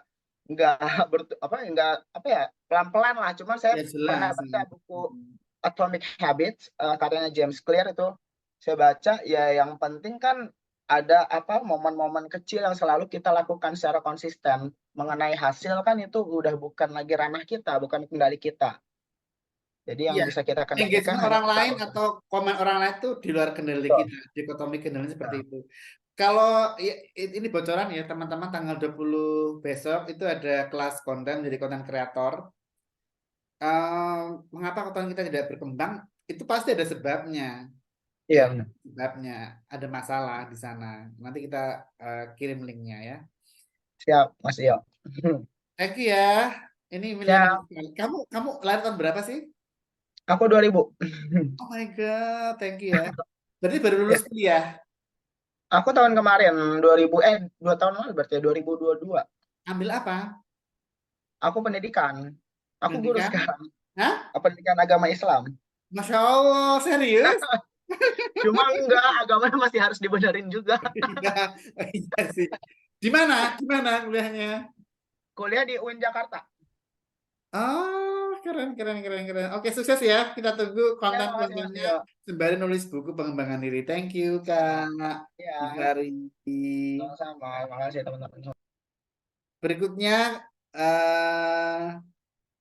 yang belum, Mbak Rana Renjana. Saya dari urut itu aja, partisipan. Silakan. Mbak Rias. Mbak Stefani, silahkan. Ini pasti heboh. Kok tahu kalau saya pasti heboh. Oh, harus. Oke, bentar saya nyalain kameranya dulu. Oke, selamat siang semuanya. Sebentar, saya belum ini. Iya, silahkan. Jujur kalau untuk menulis pertama itu malah saya bukan dari pengembangan diri. Saya itu awalnya dari suka baca novel. Novelnya itu punya Mirawe, Agatha Christie, S. Maragede, sama punyanya siapa tuh? Sherlock Holmes. Kalau Agatha Christie malah saya punya bukunya mulai dari cetakan pertama. Jadi lungsuran dari ya? Kriminal. Ya, tapi terus habis gitu ada momen saya sakit di mana saya hampir sebulan nggak masuk sekolah, waktu itu dari SMA kelas 2 ke SMA kelas 3, terus dari situ saya mengenal yang namanya chicken soup. Nah, hampir semua seri chicken soup saya baca, tapi saya nggak punya, karena pada momen-momen itu kan istilahnya orang tua masih belum terlalu settle secara kondisi ekonomi, jadi saya banyak lebih pinjam di perpustakaan. Terus habis gitu dari situ tuh saya merasa ya kayak yang kemarin saya sempat cerita, karena saya 6 tahun saya mengalami bullying verbal, itu di SMP dan SMA. Terus saya dari situ tuh merasa bahwa ada satu momen nantinya itu saya mengaminkan gitu. Maksudnya saya harus sharing ke orang-orang bagaimana mengambil sudut pandang lain, bahwa dari kehidupan, mau dari dibullying, dari misalnya karena mungkin anak pertama ini, saya mau cari teman yang anak pertama yang merasa selalu dikalahkan sama adiknya, merasa harus menjadi contoh, itu tuh harus seperti apa sih menyikapinya gitu loh. Kalau dulu mungkin kita di awal-awal mungkin ngomong ngalah lagi gitu loh. Tapi ketika ini semakin berjalan gitu kan, sudah sampai sekarang itu banyak manfaat yang, maksudnya itu bukan manfaat sih, banyak kayak akhirnya tuh kayak sayanya tuh bersyukur gitu loh. Oh iya ya, aku tanpa disadari pada waktu itu tuh aku dipersiapkan untuk masa sekarang, di mana tahu-tahu pada tahun kemarin mama berpulang, terus adik sudah menikah, terus saya kan harus sendirian nih di rumah. Nah, saya tuh tanpa sadar ketika kemarin-kemarin mengalami bullying, terus mengalami perbedaan. Ya. Kesendirian. Kak Stefani kenal istilah kesendirian dan kesepian. Milih mana? Saya milih sendiri, bukan sepi. Karena ya, kalau sepi itu tren juga, namanya aloneness. Kalau kesepian aloneness itu kesendirian. Itu hal yang biasa. Itu hal yang biasa kok. Itu menepi dan sebagainya. Nah, makanya ketika untuk mengusir yang namanya tadi kesendirian, terus supaya nggak jadi mentalnya jadi merasa kok kesepian ya gitu kan. Jadi mengusir kesepian di saat sendiri. Takutnya kan nanti akhirnya jadi rancunya di situ gitu loh. Dan saya punya teman yang karena rancu di situ, akhirnya secara kesehatan mentalnya agak-agak ketika kena masalah sedikit sudah langsung kayak menghilang dari dunia. Nggak mau dikontak, nggak mau diapa-apain, dikontak itu langsung di reject. Oke, saya sudah punya contoh kayak gitu, saya nggak mau gitu kan. Nah, makanya akhirnya mengikut banyak kelas, ikut banyak Ini tema adalah tren buku pengembangan diri, bagaimana buku-buku itu. Nah, terus dari situ dikenalin sama temen. Ini buku pertama yang maksudnya itu dikenalin sama temen. Kalau chicken soup kan istilahnya pengembangan diri tapi dari cerita orang lain ya. Tapi kalau yang ini tuh saya dikenalin sama temen. Kelihatan nggak ya bukunya? Judulnya Bagaimana Mencari Kawan dan nanti kelihatan. Kalau background dihilangkan nanti kelihatan. Just virtual background Mm-mm. mana ya? Kok nggak bisa? Oh, Nggak non bisa, ini. nggak apa-apa, nggak Oke, apa-apa. oke, nih. Ini Nah, bagaimana kelihatan. bagaimana mencari kawan dan mempengaruhi orang lain. Ya, sangat ngetren itu. 19 Nah, tidak begitu terbit. ya ini sama Berpikir Menjadi Kaya. Ini dua buku yang benar-benar waktu itu Ini dikasih berpikir teman. menjadi kaya penulisnya siapa? Saya belum punya. Napoleon Hill. Oh, Napoleon Hill. Nah, Penerbitnya? tapi penerbitnya sebentar ini. Bukan Gramet ya? Bukan, Karisma. Karisma. Berpikir Jadi Carnegie juga bukan Gramet ya? bukan. Ya, Kalau yang Berpikir ini punyanya Binarupa Aksara. Binarupa Aksara Bandung. Bandung ya, nggak Jadi salah ya? kenapa? Bandung. Binarupa Aksara Saya Bandung ya? nggak perhatiin. Iya, Jakarta. Iya, Bandung. Ya, saya hafal. Nah, itu mimpi jadi saya, sambil saya ini ya, mimpi saya itu berkunjung ke penerbit-penerbit besar. Ke Mizan belum pernah, ke Binarupa Aksara belum pernah, ke Rosda juga belum pernah. Mbak Setari di Surabaya ya? Iya, saya di Surabaya. Itu ada penerbit besar sekali, tapi penerbit kitab suci ya, kalau lupa namanya. Dan penerbit buku-buku kitab, ya, kitab klasik, kitab kuning. Lupa namanya, seperti kayak di Kudus. Kalau di Kudus namanya Menara Kudus ya. Oh, saya nggak pernah dengar sih. Penerbit besar sekali. Jadi di buku ini tuh saya tuh dibilang gini, kamu boleh merasa sendiri ya toh, tapi jangan sampai kamu nggak punya teman. Gitu loh. Jadi pada waktu itu pesan teman saya waktu memberi itu sampai sekarang tuh saya ingat itu, kamu boleh merasa sendiri. Maksudnya kok aku di rumah nggak ada temen ya, kan sendiri, nggak ada mama gini-gini. Tapi kamu nggak boleh sampai nggak punya teman. Bagaimana kamu bisa punya teman? Kamu bisa mempengaruhi orang, tapi bukan dalam hal negatif, tapi kamu bisa menyalurkan hal positif yang kamu punya. Karena kalau kamu menyalurkan hal positif itu, tidak semua orang bisa terima. Dan saya pernah mengalami itu ketika saya berusaha menyalurkan hal positif dalam hal, apa itu maksudnya, menuliskan tentang pelecehan seksual, bahwa yang salah itu sebenarnya tidak selalu pelaku. Tapi bisa yang salah adalah korbannya. Nah, ketika menulis seperti itu, saya melupakan inti dari buku ini, gitu loh. Bahwa kalau kamu mau mempengaruhi orang lain itu, coba cari jalan yang istilahnya itu apa ya? Bukan yang orang lain mau, tapi yang bisa orang lain terima dan bisa orang lain itu pahami, gitu loh. Kalau kamu cuma menyalurkan apa yang kamu pikirkan, belum tentu orang itu sama. Dan itu emang pada waktu saya nulis itu saya dihujat semua sampai saya didoakan saya akan mengalami pelecehan seksual waktu itu. Gitu loh. Nah itu terus habis gitu maka yang kalau berpikir menjadi kaya ini jujur saya belum selesai baca, tapi kemarin yang sempat saya tangkap adalah itu kaya finansial kan? Ya, gaya finansial, tapi karena teman saya ini kan orang asuransi, ya pasti berpikirnya secara finansial, tapi dia karena melihatnya juga dari Nanti seperti Mary Riana, dia bisa punya $1 juta dari asuransi. Iya, saya jalan-jalan ke luar negeri karena kliennya banyak banget. Nah, kan tapi dia bilang gini, kalau semua dihubungkan secara finansial bisa, pasti. Tapi bagaimana kamu memperkaya dirimu tuh dengan ilmu, dengan teman, jaring pertemanan yang luas, kamu saling bertukar pikiran, kayak kita sekarang ini saling bertukar pikiran.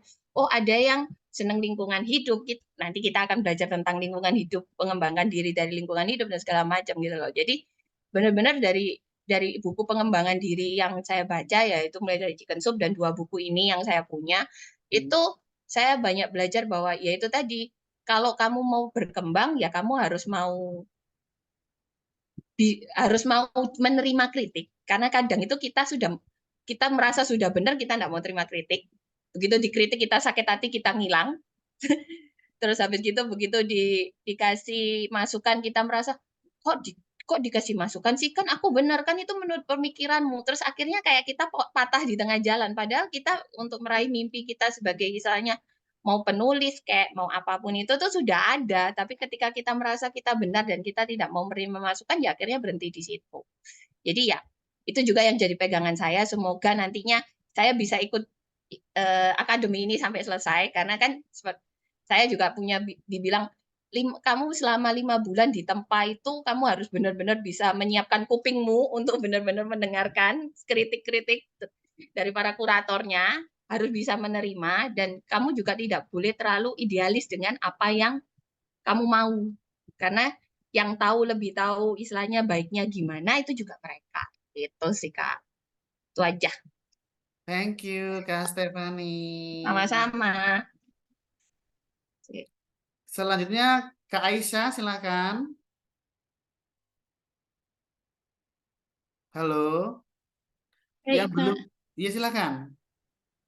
Jadi saya itu kalau dibilang suka buku tuh juga masih awal-awal, dan saya tuh belum bisa membaca novel, jadi saya lebih suka buku pengembangan diri. Kemudian buku pengembangan diri yang saya suka itu bukunya Kak Ahmad Rifai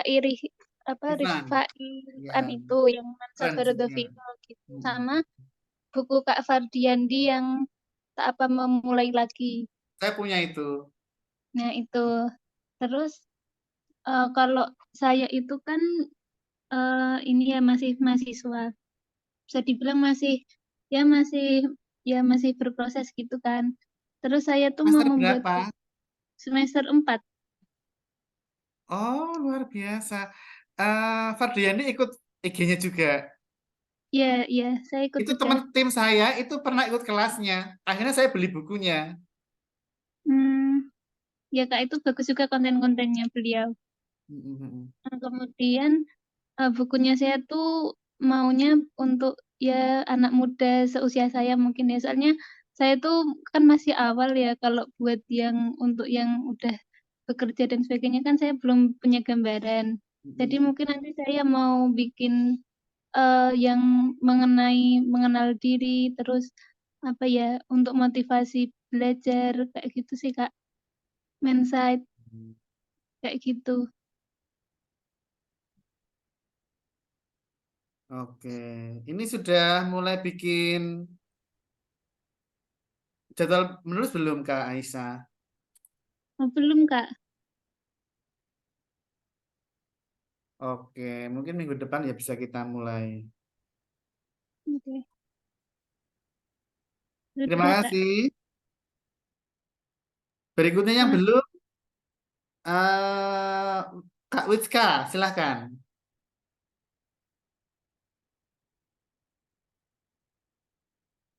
Witska Atika Indalah. Kak Bella Ariani juga belum, Kak Arum juga belum, silahkan. Atau yang lain menambahkan, yang sudah menyampaikan boleh menambahkan, mengomentari juga bisa. Saya Mas Dio. Silahkan. Maaf tadi terlambat ya. Nggak apa-apa. Nyambi momen. Nggak apa-apa nyambi, santai aja. Oke, Mas Dio, alhamdulillah.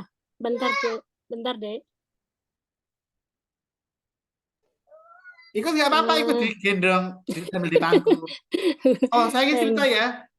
Dulu saya sempat ngajar bahasa Inggris di kursusan untuk calon tek ETKW itu banyaknya bawa anak loh. Saya tuh ikut digendong aja, ikut dipangku kayak gitu. Ini sih Mas, saya untuk nulis itu masih seputar civiling Mas Dio. Ini buku saya yang Mbak Rias amati.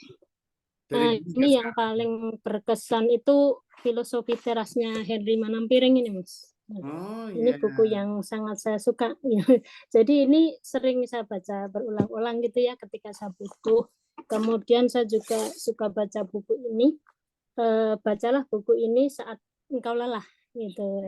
Jadi kalau lagi malas, lagi capek, ini tak ambil baca lagi. Itu kemudian buku-bukunya Rhonda Byrne ini, The Magic. Iya, saya punya lengkap itu seri The Magic. Saya baru punya dua seri. Terus yang apa? The Secret. Nah, ini juga buku-buku yang saya suka.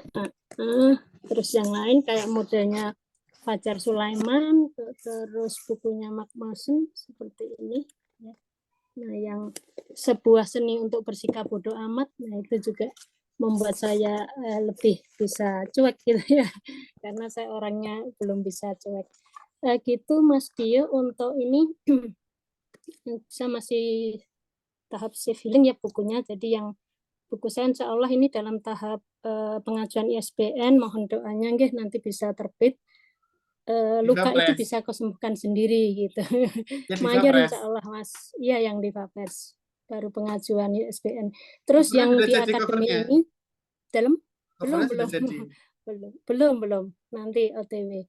Terus ini untuk akademi ini saya pengen mengambil tentang melepas menikmati kesunyian, melepas kemelekatan. Nanti intinya adalah menyikapi kesendirian. Jadi itu Mas Dio lebih ke perbedaan antara kesendirian dengan kesepian tadi yang disampaikan siapa Mbak tadi. Nah, betul. Nah, nanti lebih ke sana. Lebih ke sana. Jadi kita sendiri tapi tidak merasa kesepian gitu loh Mas. Ya itu. Terus termasuk pengalaman saya tentang kedekatan dengan orang lain gitu ya, yang membuat kita terjebak pada kemelekatan itu kan juga harus disikapi gitu ya. Jadi istilah kerennya kan people come and go gitu ya. Nah, itu yang ingin saya bahas. Terus kalau channel-channel yang saya suka itu channelnya Fahrudin Faiz gitu ya. Tahu nggih? Yang filsafat Islam. Saya punya 5 bukunya loh. Saya punya 5 bukunya. Suka saya itu. Jadi rasanya tuh adem gitu ya. Ayem gitu, adem gitu, menenangkan gitu. Banyak konsep-konsep beliau yang saya suka gitu. Nanti mungkin tulisan saya juga akan lebih banyak mengambil konsep-konsep yang beliau tawarkan gitu. Itu sih Mas. Terus kayak tulisan-tulisannya Fajar Sulaiman, terus Ardi Muhammad itu juga mewarnai ini pemikiran saya, nanti konsep-konsep yang ingin saya tawarkan. Intinya kalau buku saya itu masih lebih kepada penguatan diri saya sendiri Mas gitu lah. Syukur-syukur nanti ketika jadi buku bisa bermanfaat bagi orang lain, yang intinya seperti tulisan memoir ya. Jadi bermanfaat untuk diri sendiri dan bisa menular kepada orang lain. Intinya begitu sih Mas. Jadi lebih utamanya lebih pada pengokohan diri saya sendiri dulu. Itu Mas Dio. Ya, mungkin cukup ya. Itu Mas. Ya, Mohon akhirnya bimbingannya. mayor ya Mbak Rias ya. Alhamdulillah. Setelah menunggu puluhan tahun. Mungkin bisa cerita sedikit nggak apa-apa. Yang mana Mas? Yang buku yang akan terbit. Yang saya yang itu yang akan terbit itu tentang self healing Mas. Self healing. Jadi lebih self healing. Nunggunya berapa lama itu setelah buku ditulis? Setahun. Habis tanda tangan MOU itu nunggu setahun. Karena dulu pernah ada trauma juga, mungkin agak-agak takut. Udah tanda tangan nggak jadi terbit gitu kan. Nah ini juga 1 tahun Mas sudah. Kalau di media kebalikannya. Baru ini. Terbit dulu terus langsung tanda tangan. Ya ini mudah-mudahan nanti karena kan lancar. Kita harus mengukur jumlah cetak ya. Kalau di media itu kebalikannya, terbit MOU langsung dikirim kayak gitu. Oke. Karena nanti ikut aja lah. Kalau di penerbit kayak Gramet itu memang setahun baru dibalas biasa. 2 tahun, teman saya 2 tahun. Dulu saya setahun baru dibalas. Karena kan ratusannya masuk ya. Sampai udah lupa kemarin tulisannya tentang apa. Iya. Oke, terima kasih telah berbagi. Nanti mohon bimbingannya Mas Dio sama teman-teman saran dan masukannya nanti. Terima kasih. Oke, rajin mulai konten ya semuanya. Yang belum ini silahkan. Sunan Faza belum, Wiska Aptika belum. Bella Arianti Arum juga belum. Adifa, silakan. Halo, selamat siang Mas Dio. Selamat siang. Kakak yang ada di Zoom, mohon maaf nggak bisa on cam ya Mas, masih kurang enak badan. Oh ya, ngomongin sudah ya. Maaf ya. Silakan. Soal kalau ngomongin buku pengembangan diri, sebenarnya buku yang aku beli itu adalah buku-buku yang memang aku butuhkan gitu ya. Ya. Untuk buku pengembangan diri itu pertama kali yang aku baca itu adalah buku I Want to Die But I Want to Topoki. Oh, saya punya itu. Iya, soalnya waktu itu memang kebetulan kan saya juga ini Mas, ada masalah dengan gangguan kecemasan waktu itu. Dan lagi sama-sama konsultasi sama psikolog, dan bukunya kan waktu I Want to Die But I Want to Topoki kan isinya kan dialog ya, dialog antara psikiater sama pasiennya gitu. Jadi aku pikir itu sesuai. Kemudian yang kedua itu yang membekas itu adalah filosofi trust yang mungkin juga sudah disampaikan tadi, tentang sesuatu yang bisa dikendalikan dan sesuatu yang tidak bisa dikendalikan. Itu poin penting banget yang aku garis bawahi dalam buku itu. Kemudian ada buku-buku lain seperti buku-bukunya Mas Alfi Syahri. Itu kemarin saya baca buku-bukunya Mas Alfi Syahri yang judulnya Insecurity sama Jika Kita Tak Pernah Jatuh Cinta, itu karena memang waktu itu diminta sama salah satu penerbit untuk nulis buku terapi luka batin. Kebetulan aja waktu itu saya kan beberapa kali konseling sama psikolog, saya mencari tahu gitu loh. Loh, saya ini kenapa kok rasa percaya diri saya rendah, saya kok sering merasa insecure, sering minder dan lain sebagainya. Kebetulan banget ada yang nawarin untuk nulis itu, kemudian saya tulis. Terus kemarin terbit yang judulnya Terapi Luka Batin itu. Dari Penerbit mana? situ, Penerbit mana? oh, penerbit Anak Hebat Indonesia. Itu yang nerbitin ini Berdamai Dengan Diri Sendiri, Mutia Sayakti, teman saya. Cetak berapa ribu? Oh, saya belum tahu soalnya baru kemarin baru dibilangnya 1000 eksemplar karena baru banget terbit, Mas. Selamat. Oh iya, terima kasih. Itu dari situ akhirnya aku baca buku-buku yang lain karena aku merasa bahwa aku masih punya masalah nih yang harus diselesaikan. Misalnya ini banget yang lagi baru pesen tuh ada yang The Mountain Issue soal sabotase diri. Kayak gitu. Terus, oh ya, ada salah satu novel yang benar-benar aku baca sampai berkali-kali karena aku suka banget, itu bukunya Paulo Coelho yang judulnya The Alchemist. The Ya, Alchemist. sangat Nah, terkenal. nah, itu sangat terkenal. Kayak gitu, sama yang lainnya paling saya Seni Bodo Amat kayak gitu sih, Mas. Itu kalau buku bacaan. Udah.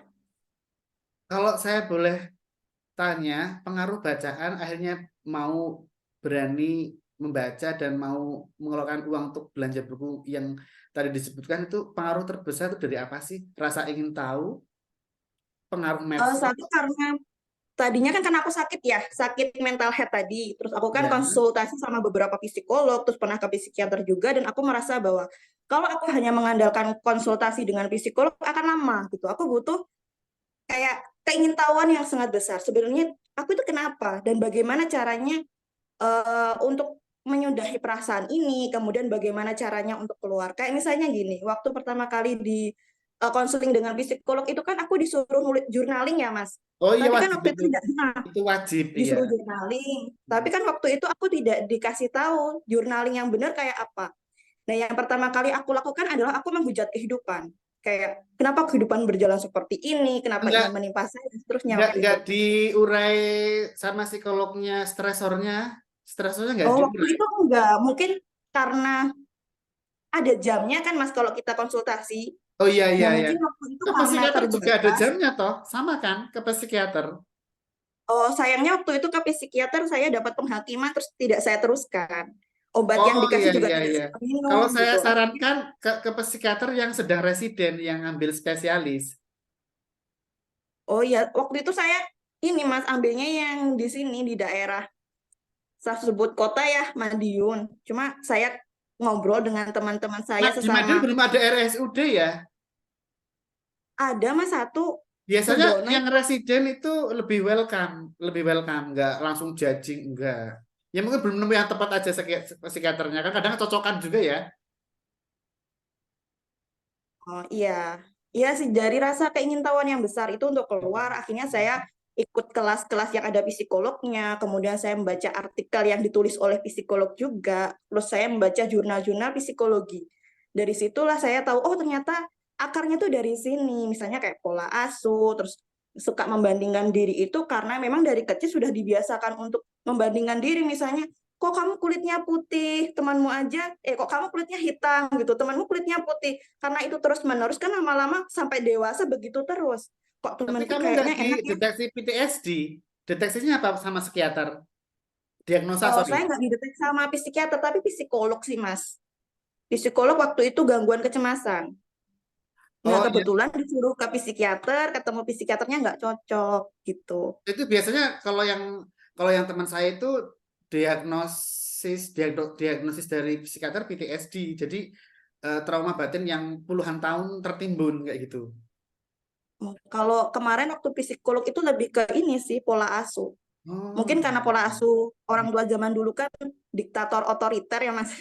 iya, iya. Jadinya ngaruh sampai waktu dewasa gitu. Oh, tapi seiring berjalannya waktu, kayak misalnya overthinking itu masih, tapi aku tahu bagaimana cara untuk mengatasinya. Misalnya menjangkarkan diri di momen saat ini. Jadi fokusnya tuh hari ini. Jadi yang kemarin ya udah nggak bisa diapa-apain. Depan itu kan akibat Misteri. dari hari ini. Jadi Iya. fokuskan sama hari ini. Dari pagi sampai nanti mau tidur tuh kita sudah ngapain. Kalau makan ya fokus makan. Kalau lagi ngerjain tugas ya fokus ngerjain tugas. Kayak gitu. Gitu, Mas. Thank you Kak Adifa. Iya, sama-sama. Saling nyemangati ya. Kita jadi ikut semangat juga. Oh, Iya, ini siap. sudah azan. Satu lagi yang belum siapa? Satu lagi mungkin nanti sekitar rumah saya itu masih jadi 5 masjid itu nanti azan semua. Kalau belum ada lagi kita mungkin cukupkan ya, sudah hampir jam 12. Terima kasih semuanya. Kami semua bangga sharing hari ini. Nanti kita ketemu lagi tanggal 25 ya untuk membangun jenama atau personal branding di media sosial. Kalau yang menjadi konten kreator itu tidak wajib sih, tapi kalau yang mau-mau aja sih tanggal 20 besok. Tapi bukan wajib, bukan untuk kelas akademi, tapi untuk umum ya. Yang akademi nanti lebih bersifat, ya tanggal 25 itu ya, itu lebih bersifat bagaimana kita itu menata media sosial kita sebenarnya ke depannya selama proses penulisan dan pasca penulisan sebelum buku itu kita terbitkan. Itu bagaimana strategi membangun jenama kita di media sosial. Mungkin itu. Satu mungkin ingin menyampaikan sesuatu sebelum kami akhiri. Mas Ali. Baik Mas, terima kasih Mas. Oke, ya gimana? Mau nanya ini Mas. Tadi kan saya dengar ya, karena tadi saya telat masuknya 10 menit kurang lebih. Katanya kita buat postingan apa ya Mas di IG, maksudnya itu gimana ya? Saya belum terkoneksi maksudnya. Oh, itu nanti di tanggal 25 bagaimana membangun Oh personal gitu. branding atau jenama. Jadi Iya, merancang iya. media sosial kita selama kita di akademi itu seperti apa. Oh gitu ya. Berarti kan yang kita yang sudah punya kan tinggal mengembangkannya ya Mas ya. Nah ya, mengembangkan tapi itu kan perlu strategi bermedia Betul, sosial, betul, mau betul, diisi betul. apa, ya kan supaya Iya, iya. mendapatkan banyak feedback dan sebagainya. Jadi personal branding kita tuh terbangun di sana dan berkembang begitu. Untuk Siap, siap. menyiapkan buku itu sebelum terbit itu penting sekali. Karena buku sudah cetak katakanlah mengendap di Iya. gudang kan sayang karena media Ya, sosial betul, belum Mas. terbangun kayak gitu. Itu yang perlu kita siasati dari sekarang ya itu. Secara personal Baik, baik. branding itu marketing sangat penting. Nah, kita akan membahasnya tanggal 25. Tapi yang menjadi konten kreator Islami lagi ini tapi diambil ilmunya saja ya bagi yang non muslim itu yang tanggal 20 itu tidak wajib karena berbayar. Kalau yang akademik kan gratis semua kayak gitu. Itu cuma tawaran saja. Tanggal 20 itu jam berapa ya, Mas? Setelah Isya. Nanti kalau yang nggak sempat ya dapat rekaman juga. Boleh tanya jawab terus dapat penugasan. Ngonten dari nol intinya yang berfaedah. Itu lulusan Sudan, kuliahnya di Sudan tujuannya. Iya. Kasih ya, Mas. Nanti yang tertarik bisa japri saya. Terima kasih semuanya, Amanda, Kak Adifa, Mas Dani semuanya ya, Mas Benedik, Pak Rudi, Mbak Rias, Kak Stefani, Kak Sri, Kak Sunan Faza, Kak semuanya yang hadir hari ini. Sampai jumpa ya. Dan Mas, ya silakan. Gimana? Satu lagi, Mas. Saya belum cari di apa ya, di Shopee ataupun TikTok buku ini belum ketemu, Mas. Buku pada huruf itu. Ya, Kita japri saya pesan sama saja, Mas japri Dio saya aja ya, aja. boleh ya? Ya, Japri boleh Mas Dio banget. nanti ya. Iya. Oke. Oke, Berguru kasih pada Mas. guru. Ya. Nah, Terima kasih ya. Assalamualaikum warahmatullahi wabarakatuh dan selamat siang. Selamat Waalaikumsalam makan siang ya. Terima kasih Mas Dio. Terima kasih Mas. Terima Ya, kasih kasih kakak semuanya. teman-teman, Mbak Ibu.